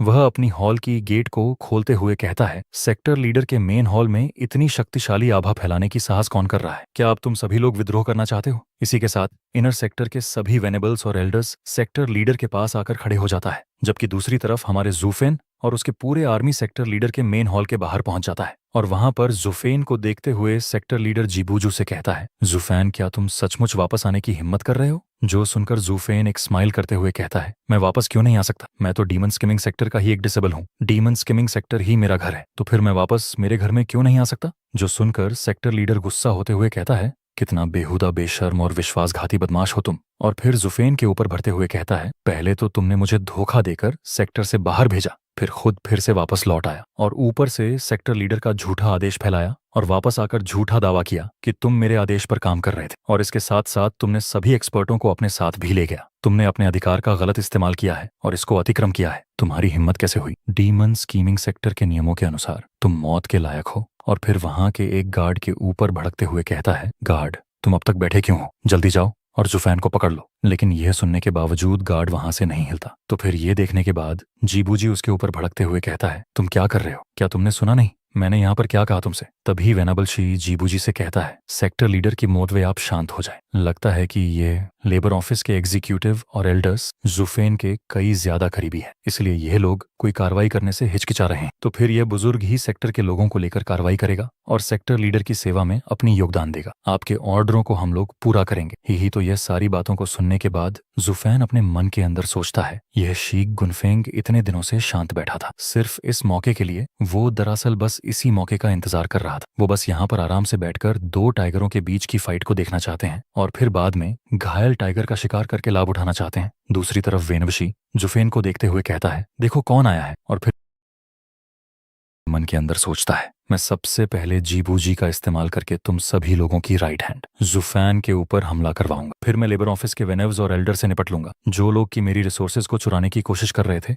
और फिर मैं इनर सेक्टर पर फिर से कब्जा कर लूंगा, जिसके बाद इलाइट डिवीजन फिर से मेरे कंट्रोल में आ जाएगा। लेकिन तभी वेनेवशी सामने की तरफ देखकर बहुत ही ज्यादा शॉक्ड हो जाता है क्योंकि सामने की तरफ जुफेन के पीछे से लेबर ऑफिस के सभी एल्डर्स और वेनेवल्स अपनी एनर्जी को रिलीज कर रहे थे। इसका मतलब वो लोग इतनी आसानी से जुफेन को हाथ भी नहीं लगाने देंगे। और इसे देखने के बाद वेनेवल्शी बहुत ही ज्यादा चौंके हुए अपने मन के अंदर सोचता है, क्या ऐसा हो सकता है कि यह लोग भी जुफेन के साथ एक साथ मिलकर विद्रोह करने जा रहे हैं? अरे नहीं, मैं तो इस बच्चे को कांक लिया। तभी वेनेवल जैन उन दोनों के बीच में आते हुए सभी लोगों को शांत करते हुए कहता है, तुम सभी लोग जरा शांत हो जाओ। तो इस चीज को देखने के बाद सेक्टर लीडर जीबूजी उससे कहता है, यांगशा, क्या तुम सेक्टर लीडर के ऑर्डर को भी अवेल न करने की हिम्मत कर सकते हो? जो सुनकर वेनेव जैन कहता है, जीबूजी, यहाँ पर तुम गलत हो। इस बार जुओ फैन ने हमारा नेतृत्व किया और हमने हमारी सेक्टर को बदनाम करने वाला कुछ भी नहीं किया। इसके बजाय हम सभी लोग मिलकर हमारे सेक्टर की प्रतिष्ठा को बढ़ाया और एक महान और बड़ा योगदान दिया। एक सेक्टर लीडर के रूप में आपको तो उसे पुरस्कार देना चाहिए, ना कि उसे कठोर सजा देना चाहिए। जो सुनकर सेक्टर लीडर कहता है, मेरिट हासिल करना? कौन सा मेरिट हासिल करना? तुम लोगों ने अब कौन सी मेरिट को हासिल किया? जो सुनने के बाद वेनेवल चैन जोश में आते हुए कहता है, ब्रदर्स, चलो हम लोग हमारी उपलब्धियां सेट लीडर को बताएं और उन्हें खुश कर दे। इसी के साथ वेनेवल जैन जैसे ही जूफेन और बाकी के सभी एलर्स की तरफ देखता है, वो काफी ज्यादा मायूस हो जाता है। ये क्या, ये लोग तो कोई रिस्पांस ही नहीं कर रहे हैं। दूसरी तरफ जुफेन इन बातों को सुनकर वेनेवल जैन की तरफ देखता है और फिर वो यहाँ पर सब कुछ समझ जाता है। यहाँ पर वेनेवल जैन जीबूजी को बचाने की कोशिश कर रहा है। तो यह समझने के बाद जुफेन भी अब उसका ही साथ देता है, जिसके बाद वो वेनेवल भाई से कहता है, वेनेवल भाई, लगता है उस इस बारे में आपको सेक्टर लीडर को जरूर बताना चाहिए। तो ये सुनने के बाद वेनेवल जैन भी थोड़ा बहुत खुश हो जाता है। तभी वेनेवल भाई सेक्टर लीडर से कहता है, इस बार स्टीवर्ट जूफ ने हम लोगों को जंटियन सेक्टर के ऊपर विजय प्राप्त करने में मदद की और युद्ध में शानदार सफलता हासिल किया। हमारे डीमन स्कीमिंग सेक्टर प्रतिष्ठा के बाद से हजारों वर्षों में यह एक बहुत बड़ी अचीवमेंट है। सच में ऐसा इतिहास में पहले कभी नहीं हो। तो यह सुनने के बाद सेक्टर लीडर जीपूजी बहुत ही ज्यादा चौंक जाता है। वो फिर कहता है, क्या तुमने सचमुच अपने सेक्टर के वेनेवल्स और एल्डर्स को लेकर बिना अनुमति के दोनों सेक्टर के बीच युद्ध सेने का साहस किया? और फिर जुफेन के ऊपर भड़कते हुए कहता है, तुम अपने आप को क्या समझते हो जो मेरे अनुमति के बिना इतना महत्वपूर्ण मामले में निर्णय लेने में साहस कर रहे हो? पहरेदारों, इस गद्दार जुफैन को पकड़ो और जिंदा या फिर मुर्दा यार से ले जाओ, और जो कोई भी मेरे इस आदेश को तोड़ने की हिम्मत करेगा उसे भी जुफैन के साथ ही बेरहमी से मार दिया जाएगा। जो सुनकर वेनेवल जैन उससे कहता है, फूजी, ज्यादा उच्चित मत हो, प्लीज मेरी बात सुनो। और फिर अपने स्टोर रिंग को सामने करते हुए कहता है, ये इस लड़ाई में हमारी लूट है। हमने पूरे जंटियन सेक्टर के सारे खजाने लूट लिया है। यह एक बहुत बड़ी जीत है। तो यह सुनने के बाद सेक्टर लीडर एक जोरदार चीख मारता है, या और इस वाले चीख को सुनकर तो वेनेवल जैन भी काफी ज्यादा घबरा जाता है और फिर से लीडर अपनी एनर्जी को रिलीज करते हुए बहुत ही ज्यादा गुस्से से वेनेव जैन की तरफ घूरते हुए कहता है, सत्ता से ऊपर उठकर काम करना यह पूरी तरह से राजद्रोह है। आज जुफेन ने जो अपराध किया है वह बिल्कुल भी माफ करने के योग्य नहीं है। उसे सबसे कठोर दंड दिया जाएगा। उसे तो जरूर फांसी देना चाहिए। कोई भी उसके लिए दया की गुहार नहीं लगाएगा, वरना सबको वही सजा दिया जाएगा। तो यह सुनने के बाद वेनेवल जैन बहुत ही ज्यादा घबराने लगता है, क्योंकि अब तक तो वेनेवल जैन सिर्फ सेक्टर लीडर को ही बचाने की कोशिश कर रहा था, क्योंकि वो जानता है सुफेन की पावर क्या है और कौन सी आर्मी हमारी सेक्टर के बाहर तैनात है। दूसरी तरफ वेनेवल जैन के पीछे से सुफेन और उनके सारे एल्डर्स अब एक कीप सा स्माइल देता है, क्योंकि अब सत्ता पलटने की समय आ चुका है।